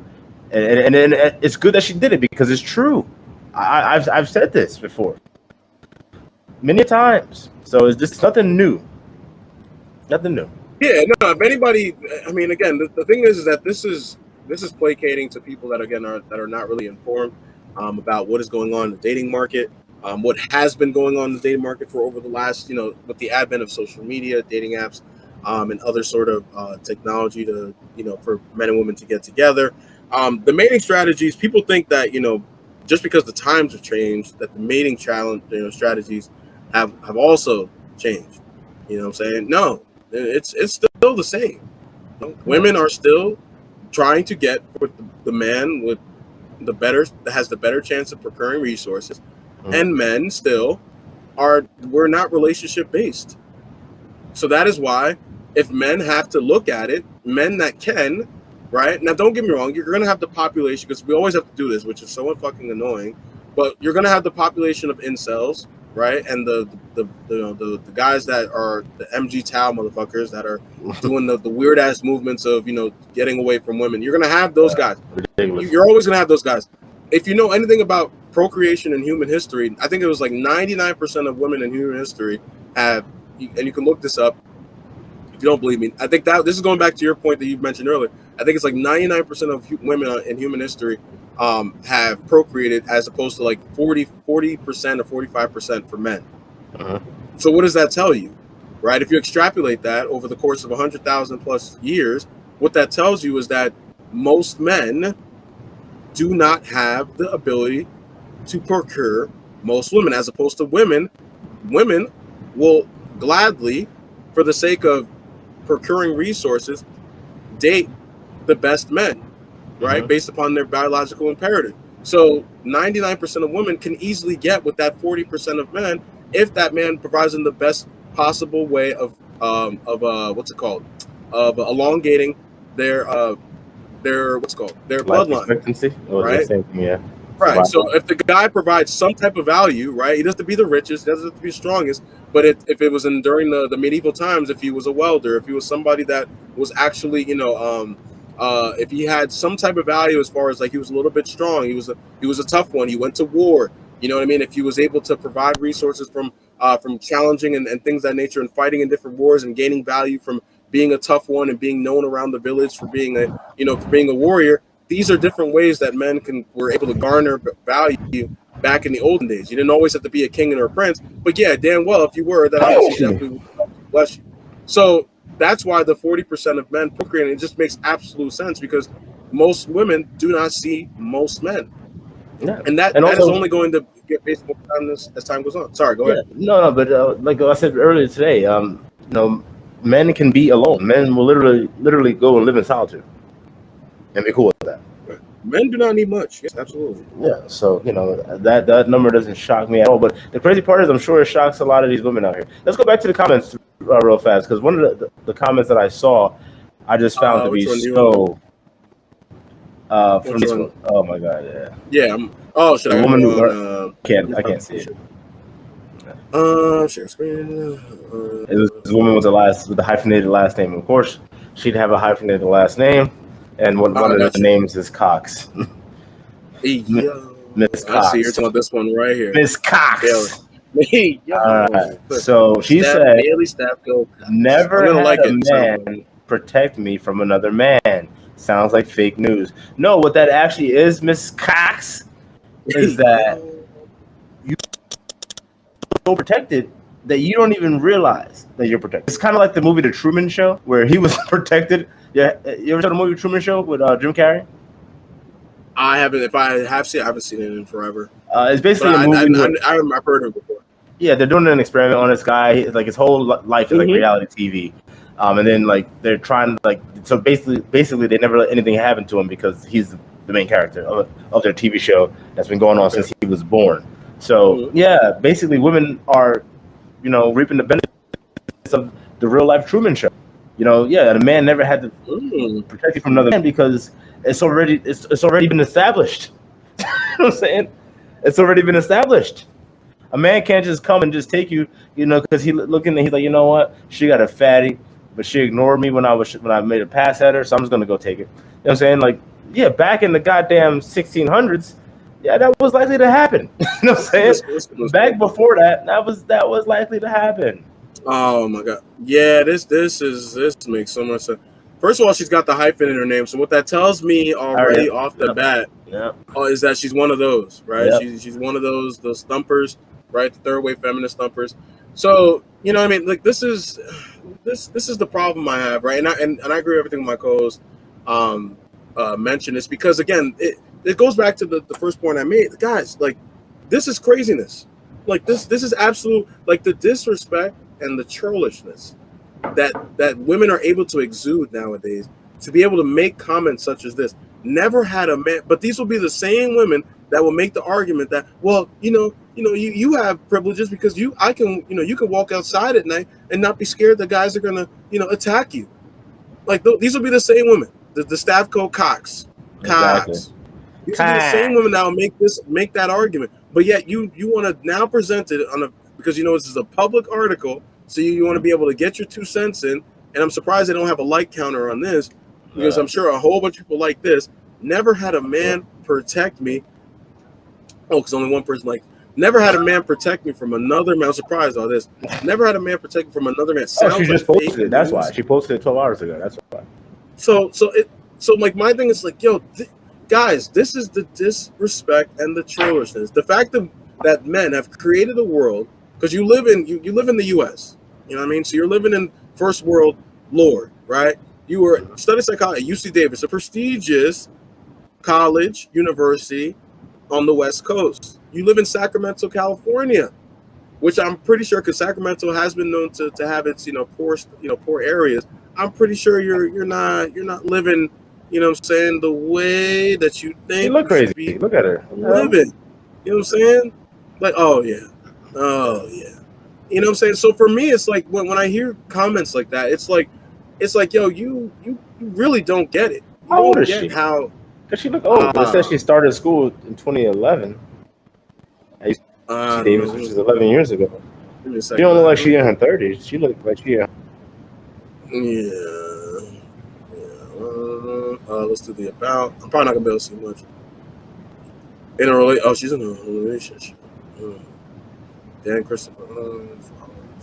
It doesn't really show how. Yeah, but she's got cats. Yeah, she's got cats. So you know what I'm saying. So I already know. I already know, man. Oh Lord. Yeah, bro.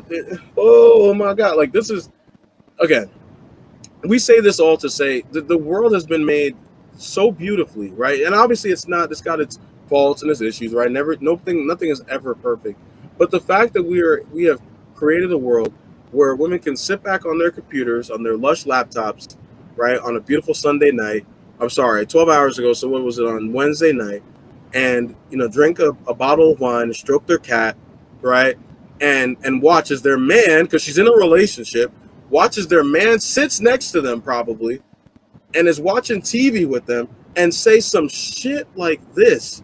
Never had a man, while you are literally in the protection of another man while being in a relationship with a man. You don't even understand the protection that you garner just by having a man with you by your side.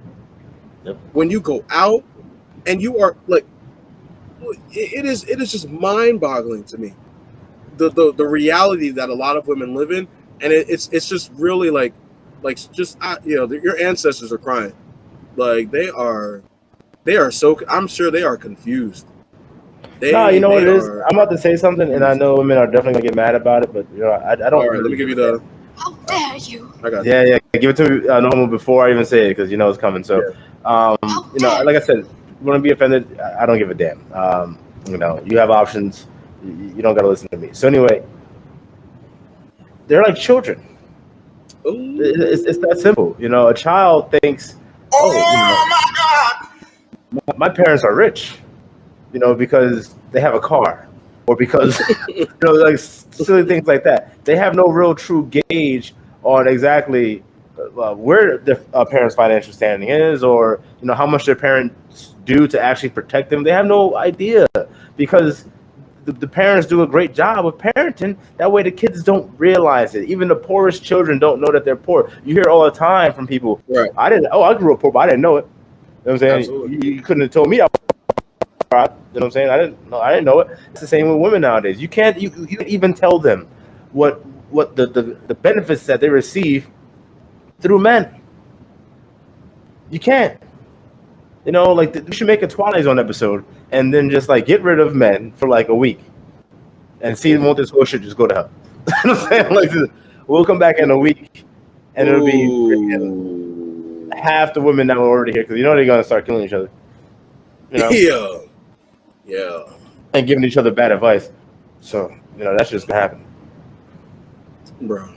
But you know what? I'm good on that. I mean, you said everything we need to say on that one. This is something that encourages polygamy and should make it normal and preferable in the society then. So a man never loses his support if one or more. See, again, this goes back into women thinking that men and women should, the woman way is the way. That's all it is. That's all this comes down to. This it's what the article reeks of. It's what a lot of these comments I already know are going to gainer towards is that, oh, well, if men just lived more of a life like this, then they would be able to have what? I mean, if they lived more like A, they'll be able to have B. Yo, read Colleen, dude. Read Colleen. Oh, yeah. Oh, see more actually. Oh, everybody who's upset at OP's comment. Who is OP? I don't know. Yeah. Well, she's tied to somebody. Everybody who's upset at OP's comment needs to do some research. Men remarry faster, while women are more likely to stay single after a divorce, widowing. That's because having a wife is usually beneficial to one's health, while having a husband is usually a detriment. Keep your "but my husband/wife" comments. We're talking about societal trends here. All right, so let me inject this. Women are less likely to remarry because they don't have the options. Mic drop. I got you. Men remarry because they have the options. Who are you going to remarry after you already had 1 or 2 kids by this man and you're 40? Ooh. And you probably wasn't taking care of yourself. That's why you got divorced. And that's why he remarried so fast. He was like, why the hell was I with this fucking beluga well? Because you know what? Hey, look, at the end of the day, gloves off. Gloves off. Listen to this. If men were honest with women, the same way that women try to be honest with men, y'all would not like it. Period. If the husband was like, yo, you know what? You are overweight. You need to lose weight. Oh, period. Yeah, and if you don't lose weight, then I'm going to leave you for someone that knows how to take care of their body, yada, yada, yada. If a man said that to a woman, first of all, you can't say that. You can't say that. She can know that she's been her face. Everyone can know it. You know what I'm saying? Her tailor knows it. You know what I'm saying? The scale knows it. That poor scale. And nothing can be said or done about it, right? We have to wait for her to, come around. And we all know how that story goes. She never comes around. So again, if men were to be as honest as women are or try to be a lot of times with men, they wouldn't like it. You just would not like it. So again, Colleen, women don't have the options at that point. Because again, if the chick, if they've been married and she's in her 40s and she's keeping her body and everything right, and she's had a kid or two, you're not likely to get a divorce unless that bitch was cheating. You know what I'm saying? So if the guy's divorcing her and then remarrying, then you know what? Yeah, she probably let it go. And then she's going to try to freaking, shame that guy and all sorts of stuff, knowing damn well that she let herself go. She wasn't doing it. Oh, I raised the kids. I see women get pregnant, have a baby, and then bounce the fuck back like better than before. You know what I'm saying? Like fucking Absolutely. Like Michael Jordan when he came back in World War 5. You know what I'm saying? Like, that's how they're doing it out here. Oh, that's her. That's not. Look, I get it. People are different, but I also understand something. If you really want something, you're gonna get it, right? Period. Right. So I'm not out here to just capitulate to your bullshit ass excuses.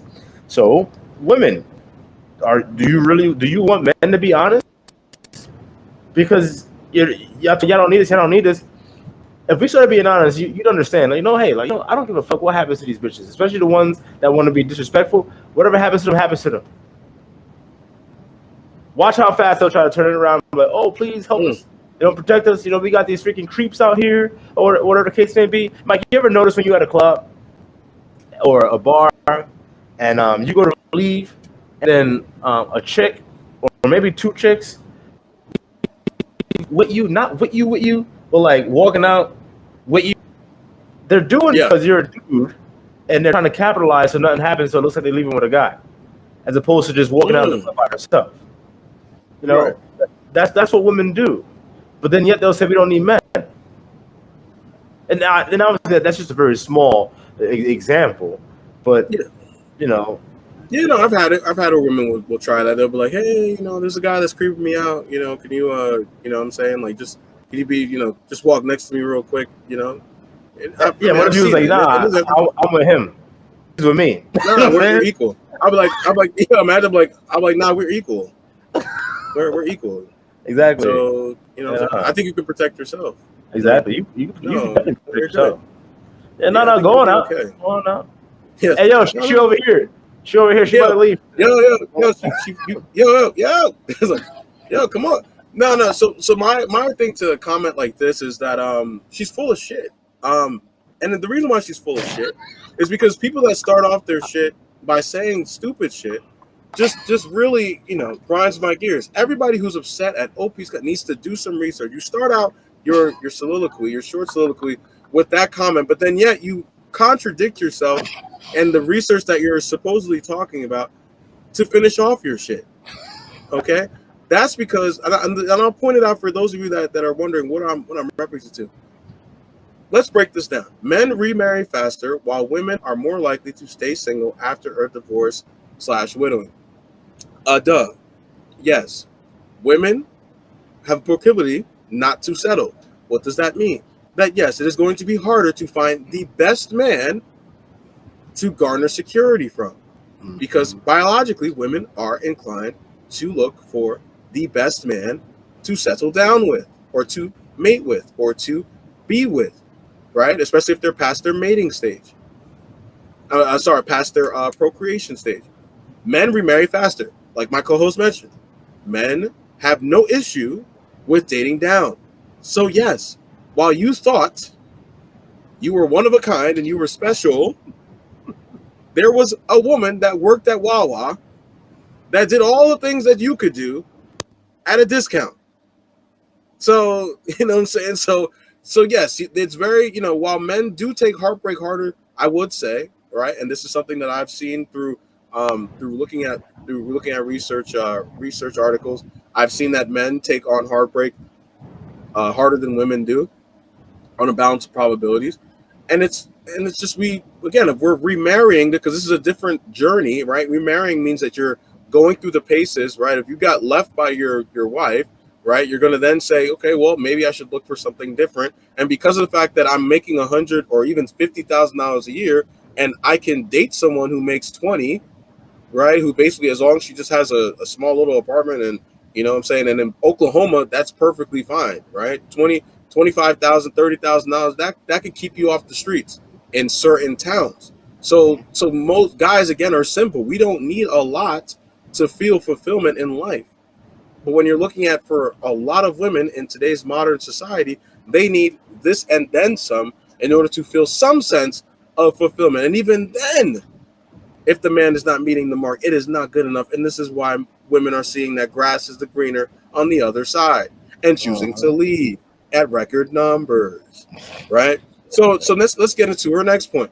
That's because having a wife is usually beneficial to one's health. I'll give her this, right? Because we can work on logic here. So scientifically, yes, when men are married, it usually elongates their life expectancy, right? Having a wife elongates their life expectancy.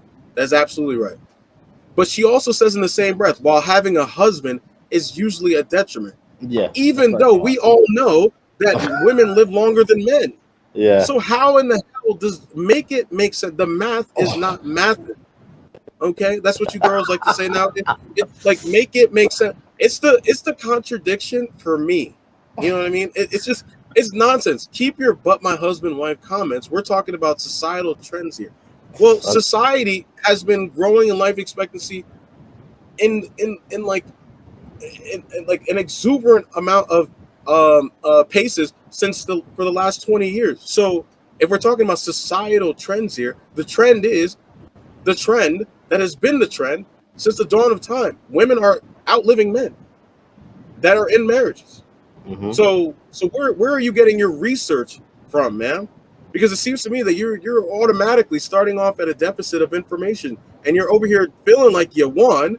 Everybody who's upset at OP's comment needs to do some, like, this high and mighty approach, and then and this is the problem with our society. You dribble off some shit that you've seen somebody else say, and you just spaddle it in your nonsense to make it seem like you're making sense, like you're making the math add up. But in all actuality, you're doing 2 divided by 2 is 0. That is the problem with the people on social media, and why it's so dangerous, and why she's seeing people just automatically living la vida loca with her comments. Carlos laughed at her. Quinn laughed at her, and Quinn's a dude. You know what I'm saying? It's a dude. And if they're, and I'm gonna hold these men. Hopefully they're not, one of these social justice warriors. And we have to do an episode on that too, because I have a social justice warrior that loves to get in my comments. Oh man, is it who I think it is? No, honestly, I don't think you might think it's this guy. It's I want to say a last name. It's oh man, I really want to dox the person. Like I just don't want. Oh man, it's just in the palm of my hand. You know what I'm saying? The palm of my hand. The information. It's a Palmer. You know what I'm saying? It's a Palmer. You know what I'm saying? The little brother from a Palmer. You know what I'm saying? What? To an E Palmer, and now it's the little brother is a Palmer. You know who I'm talking about. No, I know what I'm talking about. Yeah, no. You know what I'm talking about. I sent you the name. Hit me with it on my 2-way. Yeah. Hit me on my 2-way. I'm dead. On my 2-way. I forgot his first name. I'll say the girl's name. Liz? No, yes. She has a little brother. Yes. What? I did not know about that. Yeah. That's the. He's a. Oh man. She has a baby too, I think. Right. Yeah, and that's I'm gonna what I'm saying, she's an example I've used on numerous occasions without actually showing her name. That's why I was trying to. Yes, we are. We're at Avenel, New Jersey.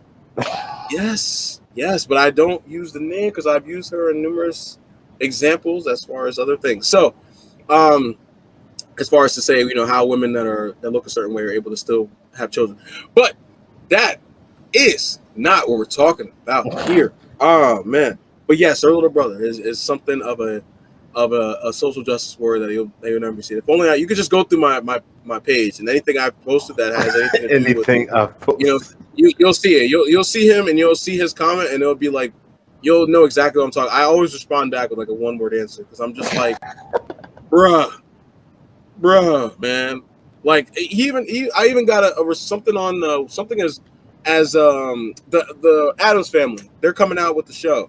Mm-hmm. All I said was that I'm confused here.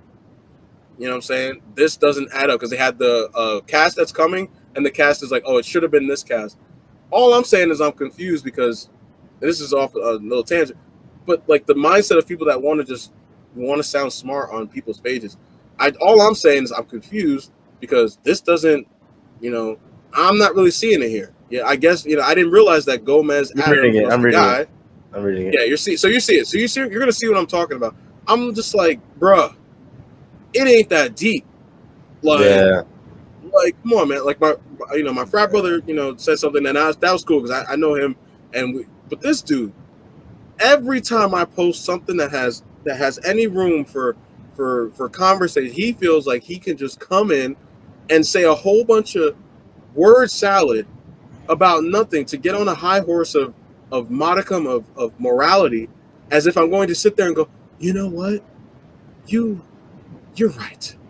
You are the white knight I didn't know I needed. Like, bruh, go simp on that shit for some, man. Hopefully we don't get taken down. There are literally cisgender women with masculine voices. It was a mistake. At the same time, you'd have no patience if you got called baby girl as pet by your significant other. Similar stuff that happened to my mom. All of that. Bruh. A lighthearted post that I had, just talking about something that happened to me. Not giving I didn't even say shit about the dude. I didn't say nothing about him. And this guy comes in there to provide a perspective that was absolutely unneeded. Dude, what the fuck is wrong with you? Where in your head you're younger than me. Where in your head do you think that all the things that you're saying, I didn't think was a possibility, of potentially happening in my thought processes.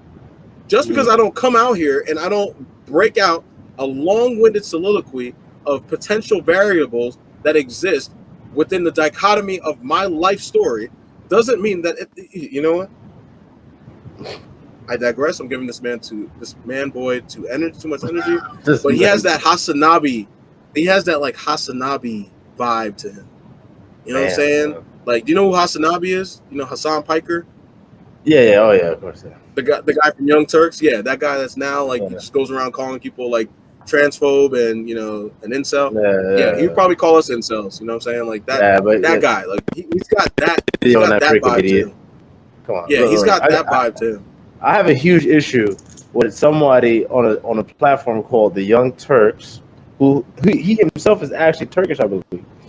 Who is a self-proclaimed liberal, but Turkey is a very conservative country. So make sense. You know what I'm saying? Like, let's just start there. And then what you do is in my country, and you're trying to spew this liberal bullshit to literally destroy my country. Bro. How about you go back to your because you can't go back to your country because they'd fucking kill your faggot ass. Yo, come on, man. I know we got an hour 40 in, man. Just come on, man. No, it's not even about like the gay thing. It's just about I know. I don't even know if he's. I don't want to get. I don't care what. I don't know. It wasn't flagged by YouTube. I don't think he's gay. I don't know, but I do know. No, it doesn't matter. I don't care if he is or not. I'm just saying I don't want to get flagged. That's all. I don't care. You can call him whatever you want to call him. Just you know the words that I'm saying. The Rainbow Coalition, they out here. You know what I'm saying? Like I'm not trying to get at this. But anyway, he is one. No, say no, I'm with you though. Like bro, like he's another walking contradiction. Exactly. Bro, I watch because again, like I'm good with like I have the guys like him act as though they're able to look at multiple views. Like they always say like, I'm able to to look at disparaging viewpoints and be able to have civil discourse and conversation. But anytime that somebody says something that directly opposes your viewpoints, you automatically throw shaming language at them. He's like a child. I think he's like what 26, 27 now. He's bro, a tool, like all he does. Bro, all he is, and then he goes back on the fact that obviously he gets girls, but he utilizes that as to say like, because I can't be a white knight, for simping for girls. Bro, yes, you can. You still can, man. Like you're literally the prototypical white knight archetype. If 2K had a white knight character, you would literally have all the badges, bro. Like simp on Hall of Fame, fucking virtue signal Hall of Fame. Like it's guys like that are so problematic. The fact that they think you should have seen this. I watched this guy named Destiny because he was came on the Fresh and Fit, and I like him because he gives another side to the argument, right? Like he gives like a different view style. Mm-hmm. So he's watching Hasanabi because they actually used to be friends at one point, which I didn't even know. But like this guy's Hasanabi, all he's doing is literally like goes on Complex and talks about how he's literally blazing the trail for doing political streams. Like people haven't been doing this shit well before you came off of the Young Turks. Like, and he made it seem like he did it all by himself, but yet the Destiny guy, who literally has been YouTube streaming for years, was literally the guy that took him on and gave him his platform followers and like gave him somewhere his platform guys could like watch and listen to. He makes it seem like he just did it all on his own, and he was like this guy that was so looked at as like, well, what are you doing? Like, you're so such a trailblazer. You gotta figure it out. Like otherwise, you're just gonna get kicked to the side of the road. It's like, bro, no, man. You placate to women, bro. Like that is the easiest fucking like. Even to the guys that are in the whole manosphere shit. You placate a lot of these guys. They placate to the fucking incels, dude. Exactly. You say the same thing long enough about disparaging about another group long enough, you're gonna garner attention and support, bro. It's not that. It's not. This is not the wheel's not being recreated here. You say stupid shit about another's gender long enough, people are gonna be like, "Oh God, just Jesus." It's just more likely that you're gonna make more money doing it with women because women are more likely to buy from when you lie. So that is the only difference. That is literally the only difference. Yeah. So yeah, guys like him, man, bro. Yeah, Oh my God, he's a tool, man, and he's I would fuck, love man. to like not debate, but have the opportunity just to have discourse with him, whether it's in private or in front of a camera, just so I could like break him down, because people like him, dudes like him, I should say, Oh my really just grind my gears. Like it's disingenuous. It's disingenuous. God. You're living a lie. You know, you are living a lie. There's no way that you can simp that hard and not be aware of it. You know what I'm saying? Like you're Bro, doing it because you know what you're going to get out of it. You know, you're doing it as a means to an end, and you're getting that end. And you know, because he's our age, he went to Rutgers. yeah. You know what I'm saying? Yeah, his family Dude, came to New Brunswick. Yep. our age. So if he, Bro, felt a certain way or thought a certain way back during the college days, as you mature and become a man, you could look back. For instance, like me, I went to school for political science. I think so did Hassan Piker. I used to be, I guess I would probably call it today, far left leaning, far left leaning. Yeah, I think we both used to have that little Obviously. white knight syndrome. Yeah, we both used to have that. Well, I know, I definitely had it. And embracement of the victim mentality and all that stuff. So, Yeah, obviously, for I sure. grew up. I've had life experiences. I've matured. I've gotten back as a relationship with the Most High, and understanding of what's actually important and what it's all actually about. And I can say, you know what, hey, like the Bible says, when I was a child, I did and said childish things, and I'm no longer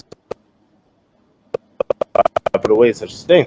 But Hassan Piker, I find it hard he hasn't had the same transformation or evolution that you and I have had.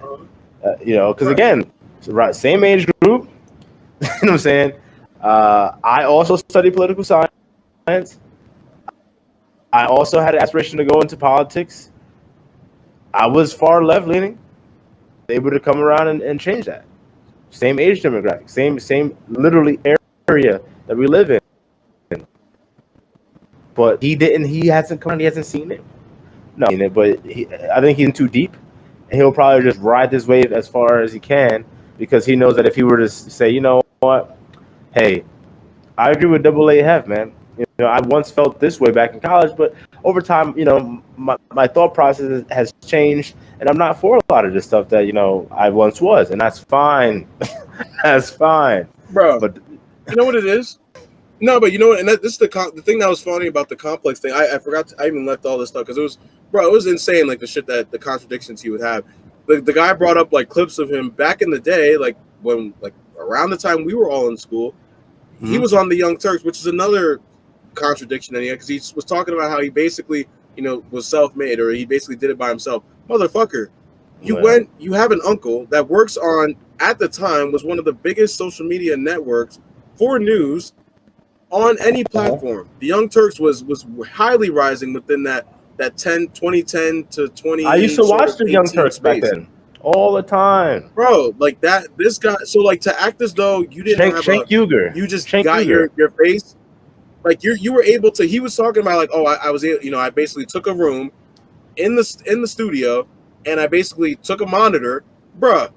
What intern is able to take a monitor, make their own pieces that are going to be utilized on the fucking network, and get that type of plug-in opportunity, bro? And then you say you do it like, no, it was nepotism. Bro. And then on top of that, on the network, he was talking about he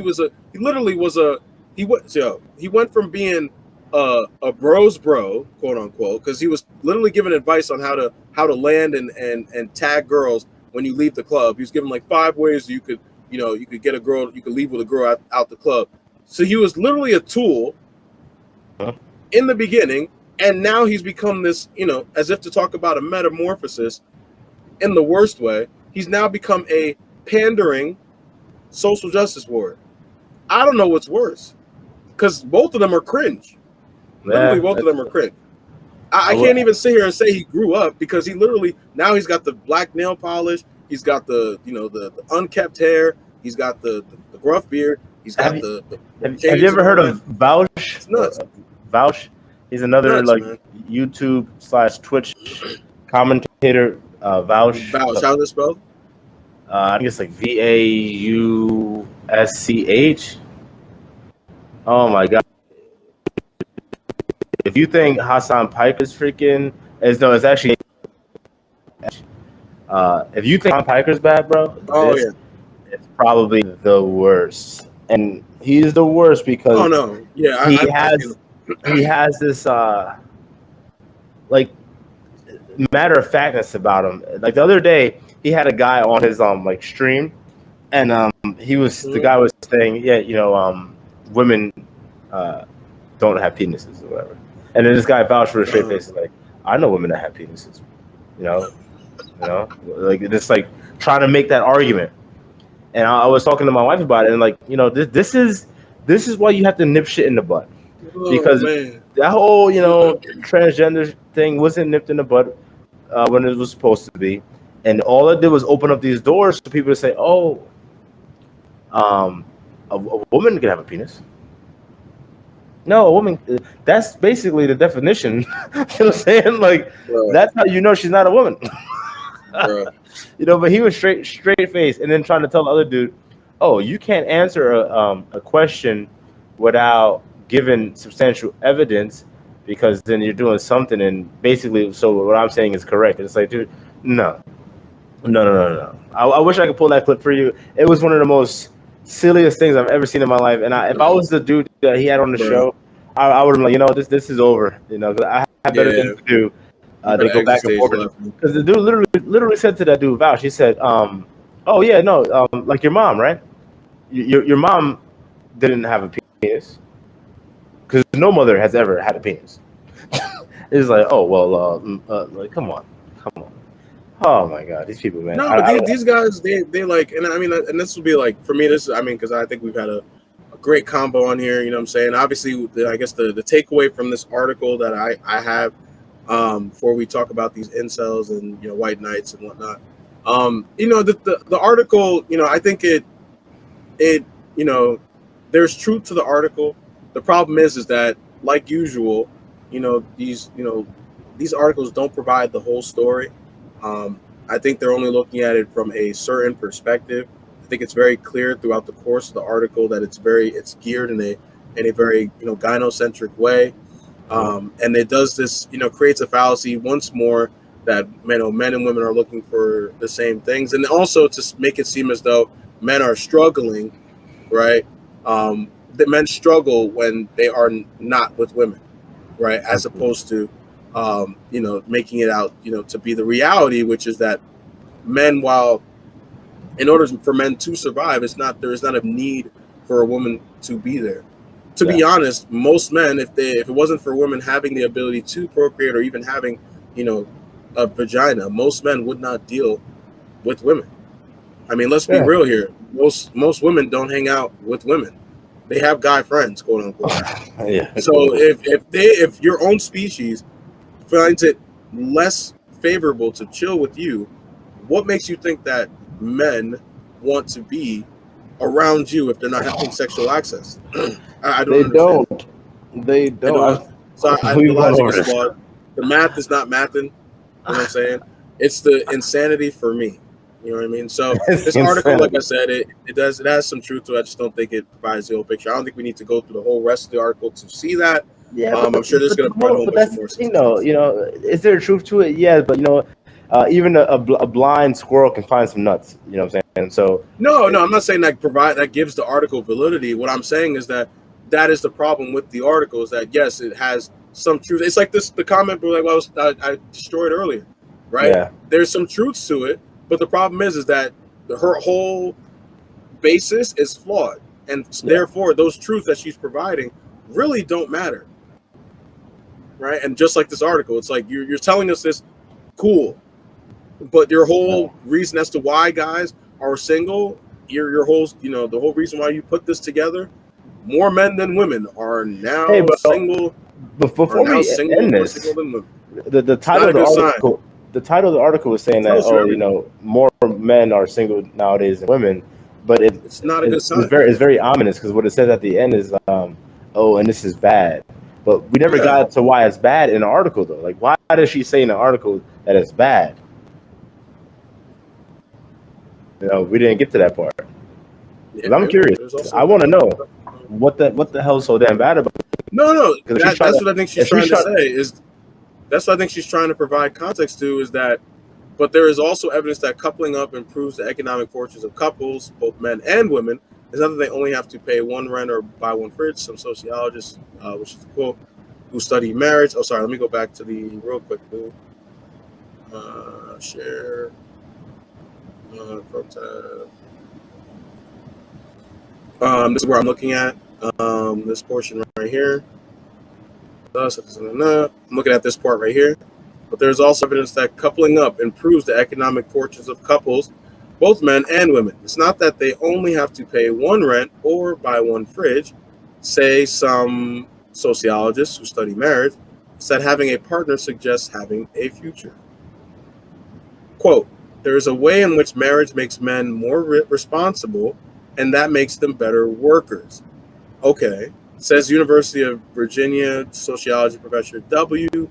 Bradford Wilcox, pointing to a Harvard study that suggests single men are more likely than married men to have to leave a job before finding another. The Pew Report points to a Duke University study that suggests that after marriage, men work longer hours and earn. There's also evidence, bro. This is what I'm talking about. There is also evidence that the decline in marriage is not just all about being wealthy enough to afford it. Since 1990, women have graduated college in the higher. I think you mentioned this. I think at some point, as far as for the black women, the quote is the BA versus, I think they mean the bachelor's degree versus non-bachelor's degree gap has grown tremendously on lots of things, in terms of income, in terms of marital status, in terms of cultural makers and tastes. It's become a sharper demarcation, I believe, over time, and I think that's part of what we see with regard to marriage. If you want to lock yourself in a room with somebody for 50 years, you might want to have the same level of education and just have more in common with them. Who's made this comment? Wilcox. What is this? No. It's Cohen. It's a different person. I want to know, because that is a female-centric ideology point, saying that, look, you might want to have the same level of education and just have more in common with them. Yeah. Is this Cohen? I don't know, but that's definitely a woman. A woman would say that. That's not something guys will ever really say. Anyway, so this again. Well, Wilcox agrees. You get women who are relatively liberal, having gone to college, and men who are relatively conservative, still living in a working class world, and that can create a kind of political and cultural divide that makes it harder for people to connect romantically as well. What seems to be clear is that the path to marriage increasingly runs through college. While the figures on single men's declining economic fortunes are the most sobering, they are not what surprised the report's authors the most. It's quite startling how much the partnered women have now outpaced single women, says Richard Fry, a senior researcher at Pew Research Center. About 43% of partnered women have completed at least a bachelor's degree, compared to a third of single women. He speculates that women may be going to college in greater numbers because it helps them attract their partner same way, there it is, it helps men. Not only are they rewarded in the labor market with higher earnings, but increasingly partnership also depends on educational attainment. But that's not true. They're spinning that narrative that men and women look for the same things in each other. Exactly, it's not true. That all sums this bullshit up, man. Like as if, because no, it's women want a man with status, education, not even just say education all the time, but just like these areas, they want to be intellectual, they want them to be accomplished, they want to have ambition, drive, they want them to have stoicism, they want all of these different things, emotional, what's it called, emotional intelligence, which is all just basically a chopped up feministic way of basically saying the guy basically knows that if a woman's crying, not to make her feel bad for crying. That's all that shit means. He just knows when to not be a dick when a woman's being vulnerable. That's all emotional intelligence means, bro. And so this is why I was saying we didn't even need to see the rest of the article, because the whole throughout the course of the argument they've been trying to make is that men suffer when they're not in relationships. But hold on, scroll up to the top though. I want to read that headline again because it seemed pretty like ominous. It was damning, it's damning. It's not a good sign. That's what I'm saying. It's a lead. This article's leading. It's but you would have thought. To make it seem that men, I thought make it right when I first read the headline, I thought that it was going to be something saying like, okay, because men are more likely to be single, it's not a good sign because now more women are lonely because that's the reality of it. Right. Yeah. Why would she? No. But again, this is what. Again, we already saw the archetype of the person writing the article. She's not gonna make that argument and put women in disparaging light and provide that uncomfortable reality to them. No, what she's gonna tell them is that men gotta catch up. Let's look at the bottom of this fucking article. She's literally telling you that the reason is that women are not, that one of the biggest things that women are looking for is someone that is on their same education level.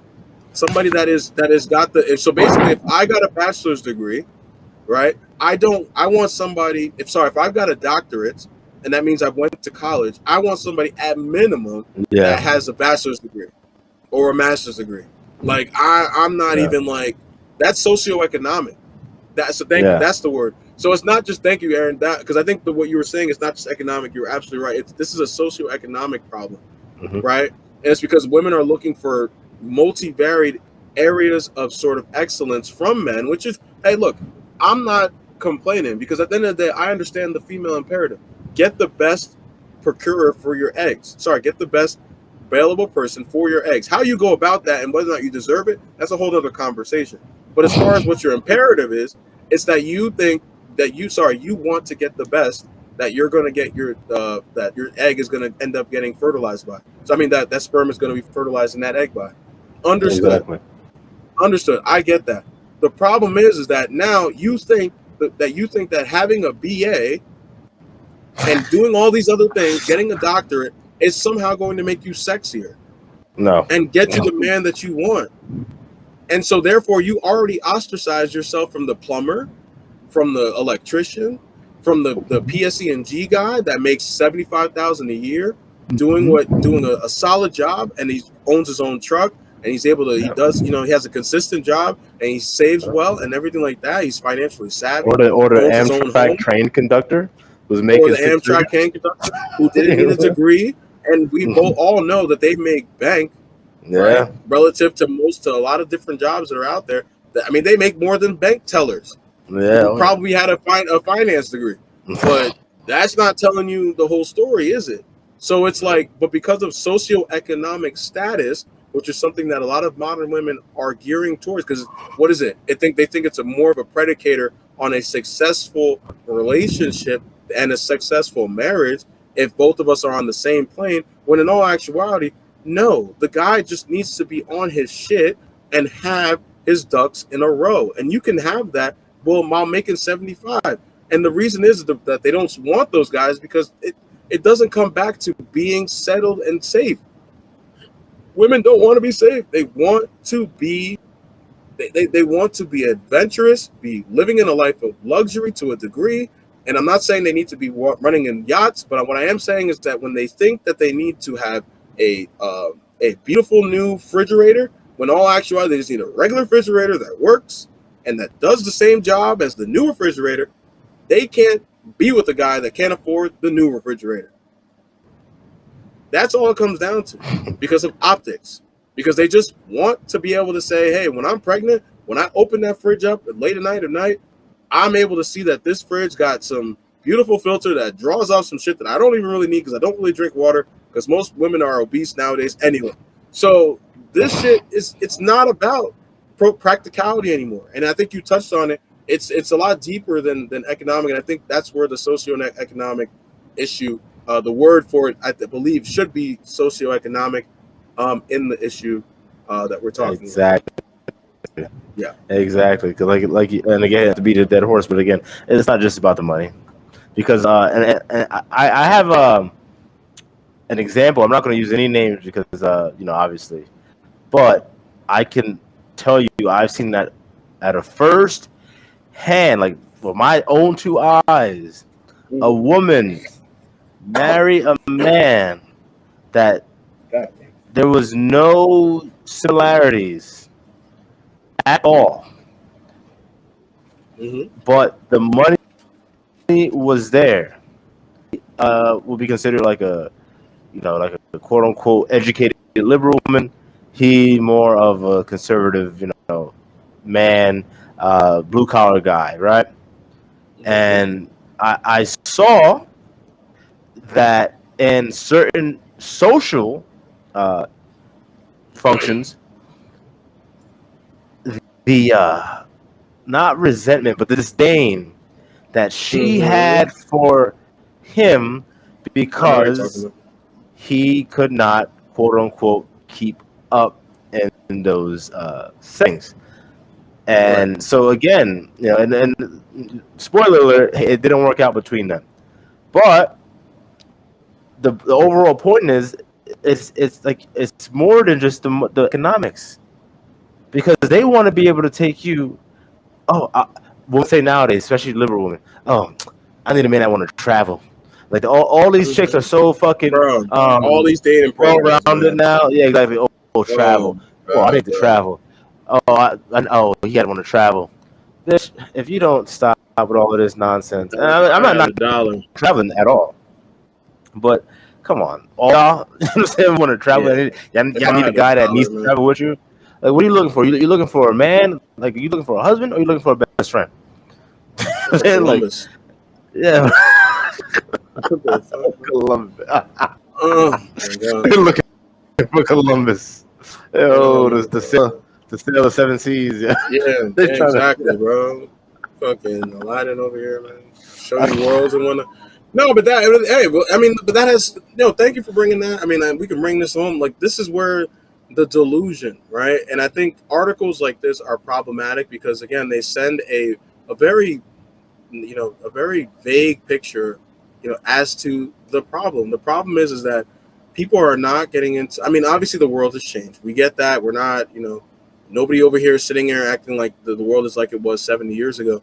The problem is that, we're asking one party to stay the way that they're supposed to stay, but then at the same token, women, I already threw it out there, but a whole nother party is able to have fluid roles, right? They're able to do what they want, and no matter what they say, oh no, the man doesn't need to do this, just me. But then you leave the guy that doesn't provide you those traditional values. So it's just really interesting to me, when we have these conversations and we see articles like this where they want to put it back on some economic divide, and there's some there's an intellectual divide, and there's all these different divides. Well, it's like, let's be real, man. The things that women are looking for to say that are values that are going to allow for them to have long-lasting relationships, even though they leave 80% of relationships, already shows you that they're not acting in good faith. So what they say they want versus what they actually need are two fucking different things. And it's a tale older than time, man. Y'all, a lot of y'all don't know what the fuck you want. You don't know what the fuck you want. Because if that was the case, if you truly thought you wanted marriage, right, and you heard those vows, you would uphold that duty in that sense in the vows. But no, the vows are just some word salad that you give off. Because if you say, fuck it, I don't feel like this today. And I don't feel like you're meeting your end of the mark. Cool, I'm out. And then you as a result take what you need from that man and then move on to the next sucker. That is what's going on in today's society. And at the end of the day, I you know what, I can't sit here and be mad at it because it is what it is. You know, all I can do is tell men because look, it can happen to the best of us. But I don't think us sitting here and making it seem like men are the ones that are literally running around like on dating apps, just sadly swiping right, and like we have all of these heightened standards that keeps us from being with women. Like no, like men have been the same. We've asked for the same things since the dawn of time. It is women that has taken standards to a whole new level. And now most men don't measure up. And that's why a lot of men are more single now than ever before. Back to the beginning of the setting of the stage. That is why men are more likely to be single, because they do not add up. The average man makes $50,000 at max a year. That is average. There are a ton of average women that believe that they are better than the average man and that they deserve better than the average man. So math ain't math. Yeah. Even though they settle with the average guy, they still get ran through by the above average men. And then the men that are the average ones have to deal with all of their problems and issues and trauma and all of their whole like tendencies. Those guys are the ones that have to pay the buck and get divorced from. That is the troubling part. So if we're talking about it's not a good sign, that is not what the not a good sign is. Is that those men have to deal with the repercussions of having to be the second option, the third option, the fifth option, the 150th option in some cases for some of these Jezebels out here. Because they just want to procreate. And they don't know their value enough to say, you know what, fuck it. You know what? I deserve a woman that chooses me to be not just about the first or the last choice, but she chooses me to be the man that has her child, not because she just needs to have a child. That is the difference. Having that type of desire in it is something that is hugely important, and I think a lot of men don't understand that, and that is why men are more likely now to be single than women, because women have, on a balance of probabilities, unrealistic standards that keeps them single perpetually to the dawn of time, and men are okay with saying fuck it. You know what I'm saying? I'll just, if I have a baby when I'm 45, cool. You know what I'm saying? I guess. Yeah. Okay. So I like how you tied it back the time being single to the title. I like that because based off the title, men are now more likely to be single than women. Well, yes, that is 100% correct, and that's been the case for quite a while. And I urge men to continue that, because the more they continue that, the more power that they take back from these women out here. Number one. Number two, it says it's not a good sign. Well, it's not a good sign for women. That means that times are changing. So again, men should be single, because again, men should be focusing on legacy building and future building, and having everything lined up. So that way, you know what, you should be getting married when you're not in your 20s. Those days are over. You know what I'm saying? Those days are over. Getting married at the age of 24, 22, buying a house, those days are long gone, especially with the way that these student loans are, the housing market, the housing interest rates, So no, those days are long gone. So as a man, unless you're set up financially with a good degree and all that. Exactly. Absolutely. Hey, if you hit a home run early, then you have more options early. If you don't have that, you got to work and create your own, which the majority of us have to do. Then man, you got to wait, and you should be single. You know what I mean? And then if that's the case, by the time you're in your 30s, early to mid 30s, those same women already got a kid or two by then. So they already eliminated themselves anyway. They already eliminated you. So it's just easier for you. And again, keep in mind, this was written by a woman, so of course, it's going to say it's not a good sign. That's what she's saying. This is basically like a preamble for women, but the majority of the women that I saw in those comments on Facebook don't even get it. I guarantee you, Chick Belinda, she was trying to say something without just saying it. Obviously, because she works for Time, she can't just be as blunt as she probably would have liked. But I guarantee you, this was the referendum, and she's like, "Hey guys, or ladies for that matter, men are single more than us now, and it's not a good sign for us because she didn't do this as a freaking a sorrow piece for men. Like, oh my God, men are single and they're lonely and they're depressed and they're committing suicide. She didn't do anything like that. She spoke about women. If you're going to have an article about men, but not speak about exactly. So, brothers, y'all doing good. Great. Stay strong. No, wow. Fight the fight. You know what I'm saying? Yo, take back the power. Yo, good. Yo, that was perfectly said. Yo, that, bro. Like this is like this propaganda, and it's because they see that the marriage rates are declining.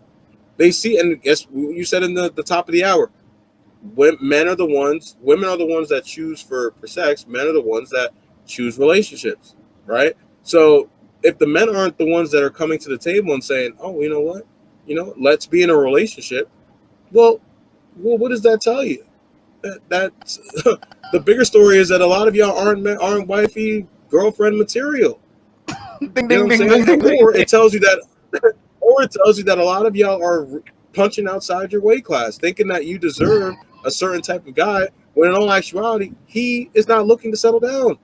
Like my co said, what's going to happen is that, girl, you guys are going to run through the gauntlet. You're going to get ran through in your 20s, get all these dudes and get these body counts up, get all these things going, get all this trauma going. Pookies are going to be cheating on you left and right.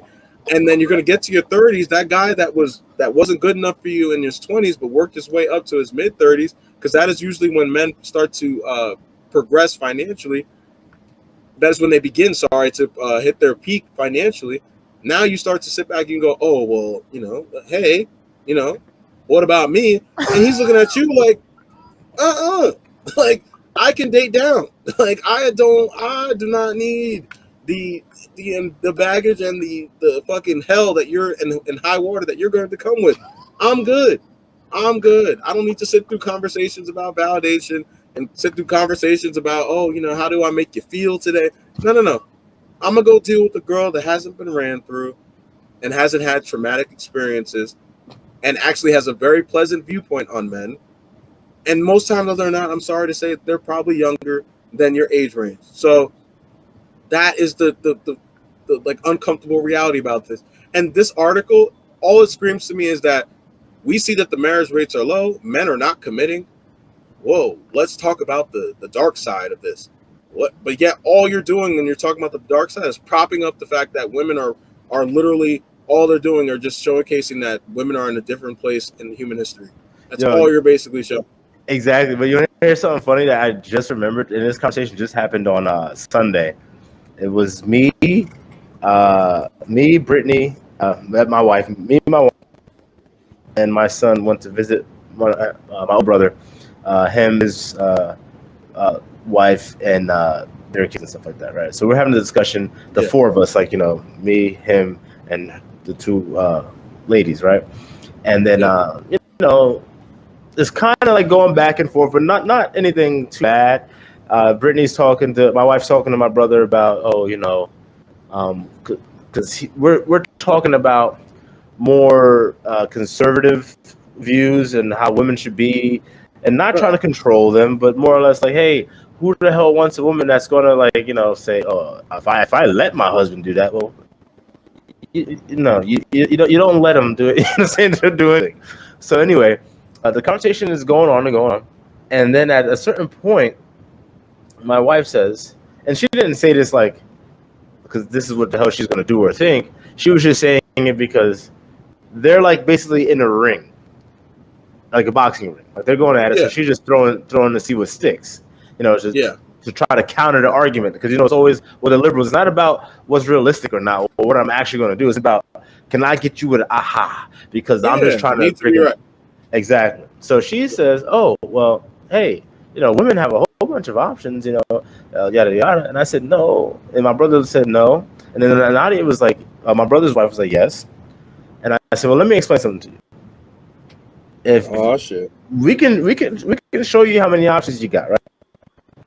Me and Leon will leave y'all, respect. And let's see how many options you have when you have 2 kids, and you have 3 kids. Me and Leon will be on the beach and Punta Cana somewhere. You know what I'm saying?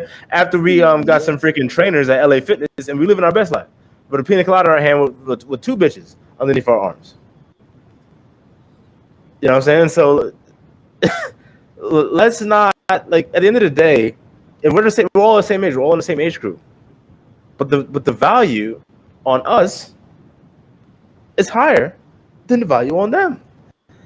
And then some people say, "Oh, well, what about the kids? You're just gonna leave your kids?" No.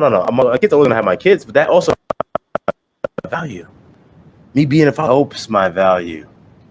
It makes me You having a daughter now definitely even helps you. helps my value. Oh man, he's more mature than just any old dude out here. He has a daughter and a son, as opposed to a dude talking to a chick. Oh, she got two kids. The conversation that he's gonna have with his freaking fellowship group is, yeah, she got two kids, but like, it ain't nothing serious. You know what I'm saying? I just sleep over sometimes. You know, I do what I gotta do, yada yada. You know what I'm saying? And that's it.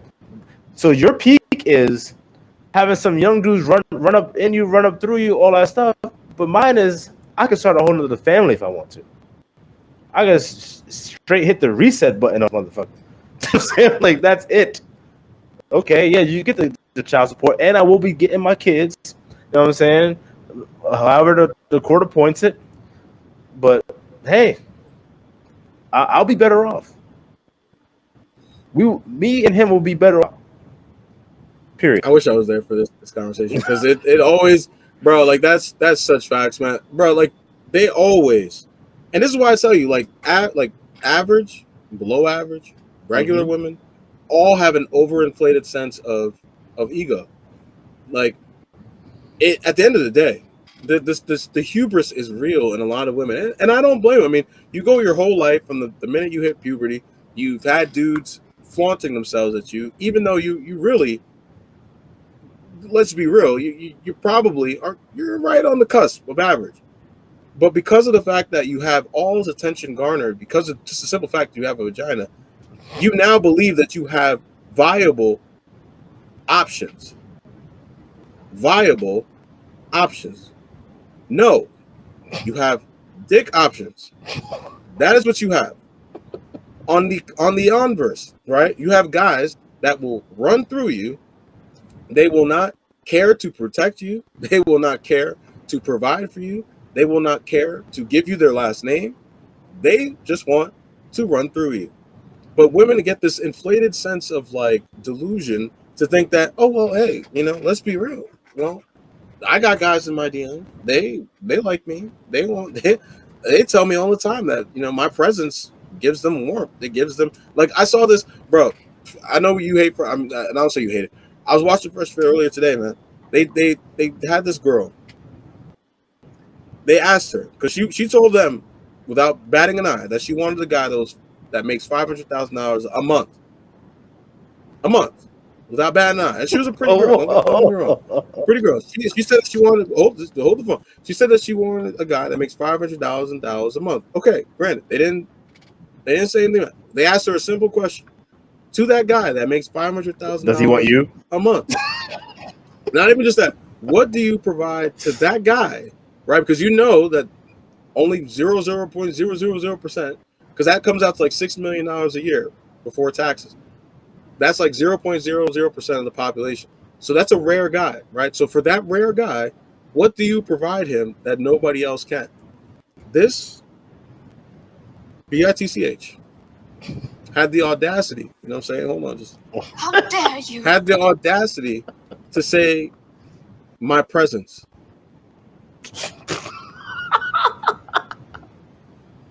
Yeah, that's when you play that donkey sound. You know what I'm saying? Like, what?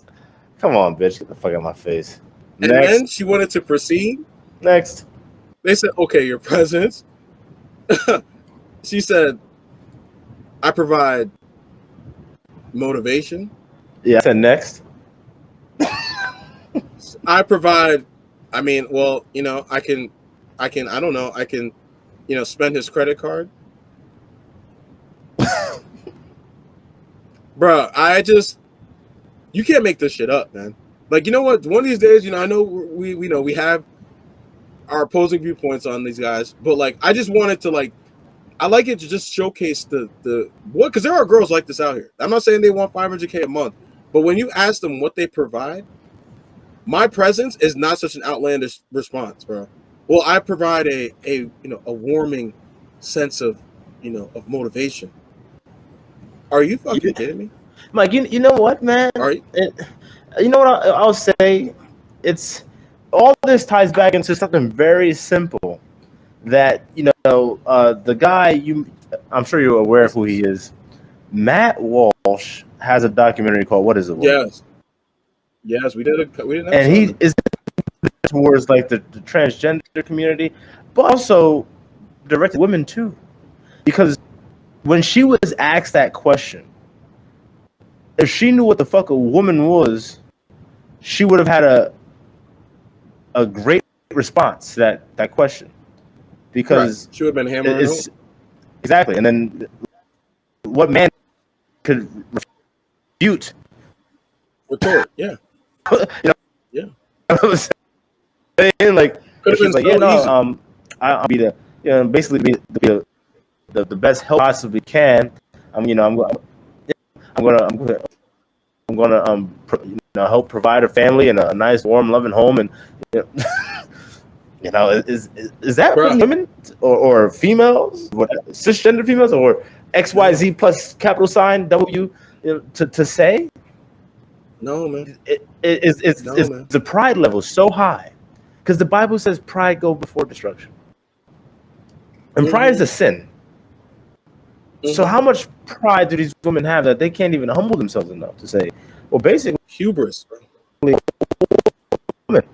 And you know what? I'm a great damn woman. These are all the vocations that I checked the mark for, as opposed to my fucking presence. Bitch, bro. If I make $500,000 a month, I have housekeepers that give me presents. I don't need you. I'm already paying them to be here to clean and shit. I don't need your ass to be here. Bro. Doing what? Spending my goddamn what? Bro. I love this show because it's so funny to me, because they'll like, and that's why I want to do more reaction, just because you see. They asked this question. It wasn't just to her. They asked it to the rest of the people on the panel, and none of them gave answers like the ones that you just provided. They gave it to them at the end, where they were like, yeah, well, none of y'all said this. And then they even had the audacity to say, well, okay, so then what the men like? So then what do you guys want? Are you kidding me? Oh, you want a guy that's in the 1%, and you're getting this answer wrong? Because no. And the reason why you're getting it wrong is because you're talking about what you want in a guy. You don't give a fuck about what he wants in you. No. This is all a reflection of what you want in a guy. Mm-hmm. And this is where this article comes back into it, is that women are running around being the man that they want to sleep with. Want to have their babies. And the problem is that not many men add up or measure up financially, sociologically, to what you've become as the man, because now you've gotten the degrees, you've gotten the income, you've got the status in your job, you're a VP, you're doing all these different things. All power to you. Like my co-host said earlier, it's not about you, not saying you shouldn't go make your money. The problem is that you have now ostracized yourself from a large group of men, because we all know that women don't date down on a balance of probabilities. So what does that say? That means that the guy at CVS that we talked about at the top of the hour now becomes invisible to you. But newsflash, there are more of those types of guys than there are of the guy that works as your boss, that works as a VP, that works as a senior analyst, that works as a project manager. There are more of those CVS guys than there are of those guys working at quality jobs, making quality money. That is the problem. These girls are so fucking set. Like the woman way has become the only way. I said this earlier. It has become the only way, to the point where now when men say what they want in women, when women say what they want in men, men go, okay, you know what? I understand. You want a guy that's taller than you. You want a guy that's stronger than you. You want a guy that's more confident than you. You want him to be a little bit more socially more adept and aware than you are. you want it to make more money than you. Okay, I understand. All these things make sense. That is biologically, that all makes sense.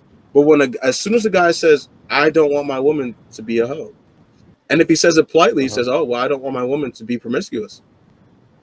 Oh, well, oh, Jesus. Well, you shouldn't want that. You should want this. You should want. No, but if it was me, I would say that you should want. Are you fucking daft? How the fuck is it that women are allowed to have preferences, but then as soon as men provide theirs, it's looked at as discrimination, small dick energy? Yeah. Shaming language consists of insecure,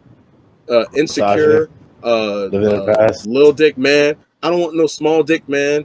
All this other shit, like who hurt you? Right. All these different shaming language gets thrown in there to chastise a man's ability to have preferences. Yeah. It's amazing to me, bro. Like God forbid, I ever said like, oh yeah, crazy. I don't date black women, which is not true. It's not true. Or I could never be with a black woman. Well, obviously I'm married, but say, God forbid I ever said that, I will get hit with even if I were to say, same thing about like women or any type of demographic, or just said fat women. I'm not for fat women, but the thing about that is I wouldn't say that because be a ratchet women. Yeah, exactly. Yeah, exactly. But there's a thin line between. Like, what do you mean by ratchet? It'd be hard for me. No, they'd find a way. They'd be like, oh, well, what do you mean by ratchet? What distincts ratchet to you? The fuck does that mean? I'd be like, the way you're acting right now, so yeah, you are excluded. You know what I'm saying? Like you're in the mix. You're in the mix. Just through that line of questioning. Need to be right. Yeah, mm-hmm. Kevin Samuels has a type just for you. You know what I'm saying? God rest his soul. You know what I'm saying? Like the wall is coming. You know what I'm saying? Sorry, winter is coming. You know what I'm saying? Winter is coming. You know what I'm saying? Get the chewy and the dog mix and the cat food ready because you got a long winter is coming. Life actually, you know what I'm saying? It's here. It's here. It's been here for a lot of women. You know what I'm saying? They've been sitting with their cats and dogs for a long time. You know what I'm saying? Just figuring out their next move, knowing full well they ain't got no other moves. You know what I'm saying? So, no, it's just all I'm saying is that it's just amazing to me how women live in this. They're able to live in this world of delusion where, like, that conversation that you're talking about, where they're able to literally sit back and because they have this abundance of options, quote unquote, they're able to then run through the world with a delusional state of, well, hey, you know what? Somebody's always going to be there, and it's I blame the men. So I don't even blame women for having this sense because when women that are average, below average, are getting reinforced the fact that they are queens, that they are good no matter how they come, that they are amazing no matter how bitchy they are, when they're still getting DMs about I'll fly you out, I will marry you, I'll put a ring on your finger, oh my God, you are amazing. Why would they improve? Why would they give a fuck about what men want? There's no reason to. There is no reason to. Why? There is no incentive. I never blame women for anything because, like I said before, like children. You know what I'm saying? If your child is doing something, it's probably because you failed somewhere along the way. You know what I'm saying? You didn't teach the child, not do that. If the child starts cursing, you can't get mad at the child for cursing. The nigga learned it from you. You know what I'm saying? If the child's going around and he's, throwing things and breaking toys when he gets angry or upset and throwing tantrums, he probably did not because he's seen you do it. So again, I don't get mad at women. I definitely know it's the men. That's why I said, like men are now likely to be more likely to be single than women. It's not a good sign. That's a referendum that she's putting out. She's firing the flare gun for other women to get on cold, and they're missing the mark. They don't get it. They're not going to get it. Because they don't really have to get it. But like in the movie Back to the Future, I think it was 2 or 3, when it was not Marty, whatever. I think Marty. Was Marty his dad? Whatever what you call it, Parkinson's name is, in the goddamn movie. I forget if his dad was Marty or if he was Marty. I haven't watched. I think he was Marty, honestly. And he like 20 years. You know what I'm saying? So, but it's a classic, all of them. So, and I was like Back to the Future 2 or 3, when he was literally he was with Doc, and they were about to go back to the future, go to the past to change something to impact the future. They're hopping in the DeLorean, and then Doc is like, I mean, no, Marty. I think his name is Marty. I'm just gonna say Marty. Marty's like, hey Doc, what about I forget his girlfriend's name, Linda. What about her? We got to bring her too. And then Doc says, and they put this in the movie for a reason, because I guarantee you that the director and mainly the writer and the director too understood how the world works, and the dynamics and the dichotomy between the sexes. He said, "Hey, what about her? We can't leave her. If we're going to the past to fix everything, we got to go." You know what I'm saying? And he said, "Marty, no, we don't need to bring her, because once we go back to the past and we change, we got to change. She's not even going to realize that the world is changing anyway." That's how women are, because they're just going to same thing no matter what. Continue to seek refuge. Whoever has power. If fucking gorillas rule the world right now, women will be going around after women. Women will be going around after gorillas. You know what I'm saying? Like, that's just the way it will be. And I'm not saying that they're hedonistic. I'm just saying that as a gross over survival instinct. Yeah, exactly. That's what they're going to do. They're going to survive by any means necessary.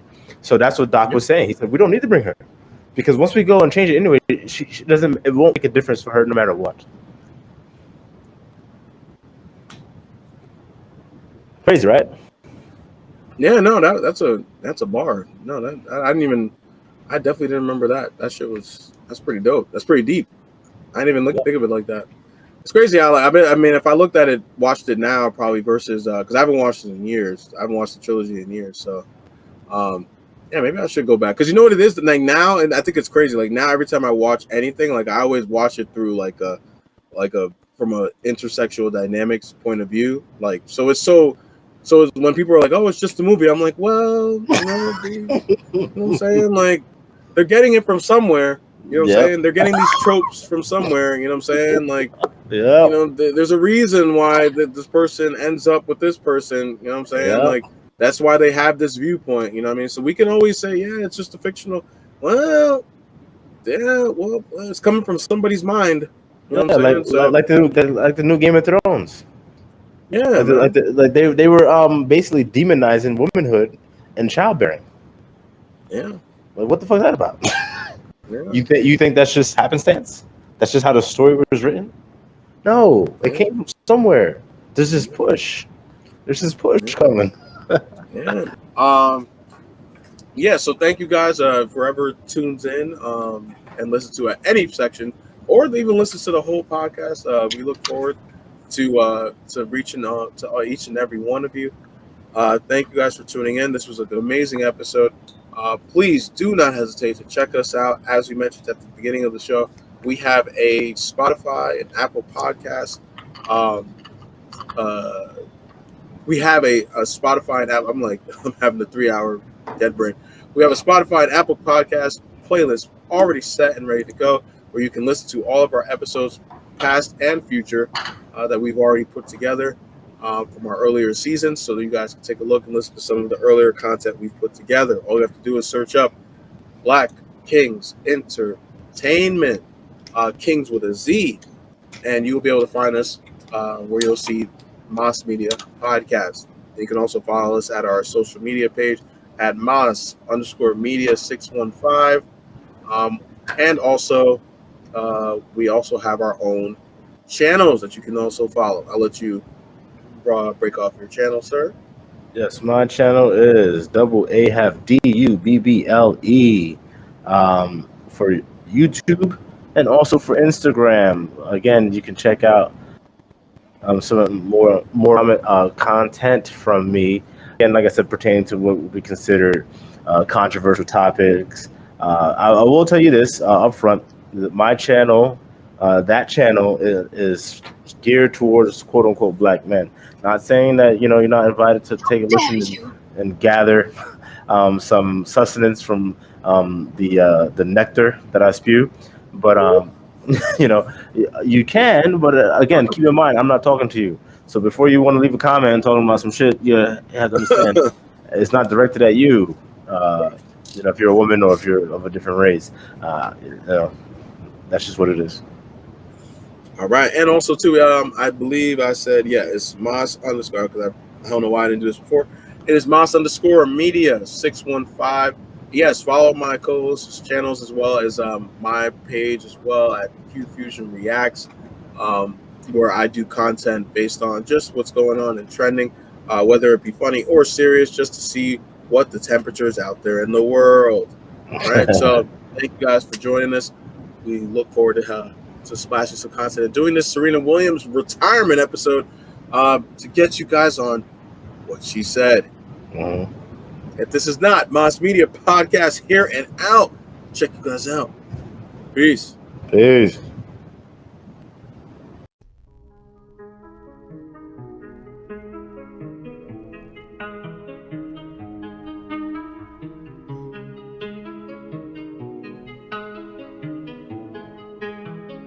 Are you sure about that?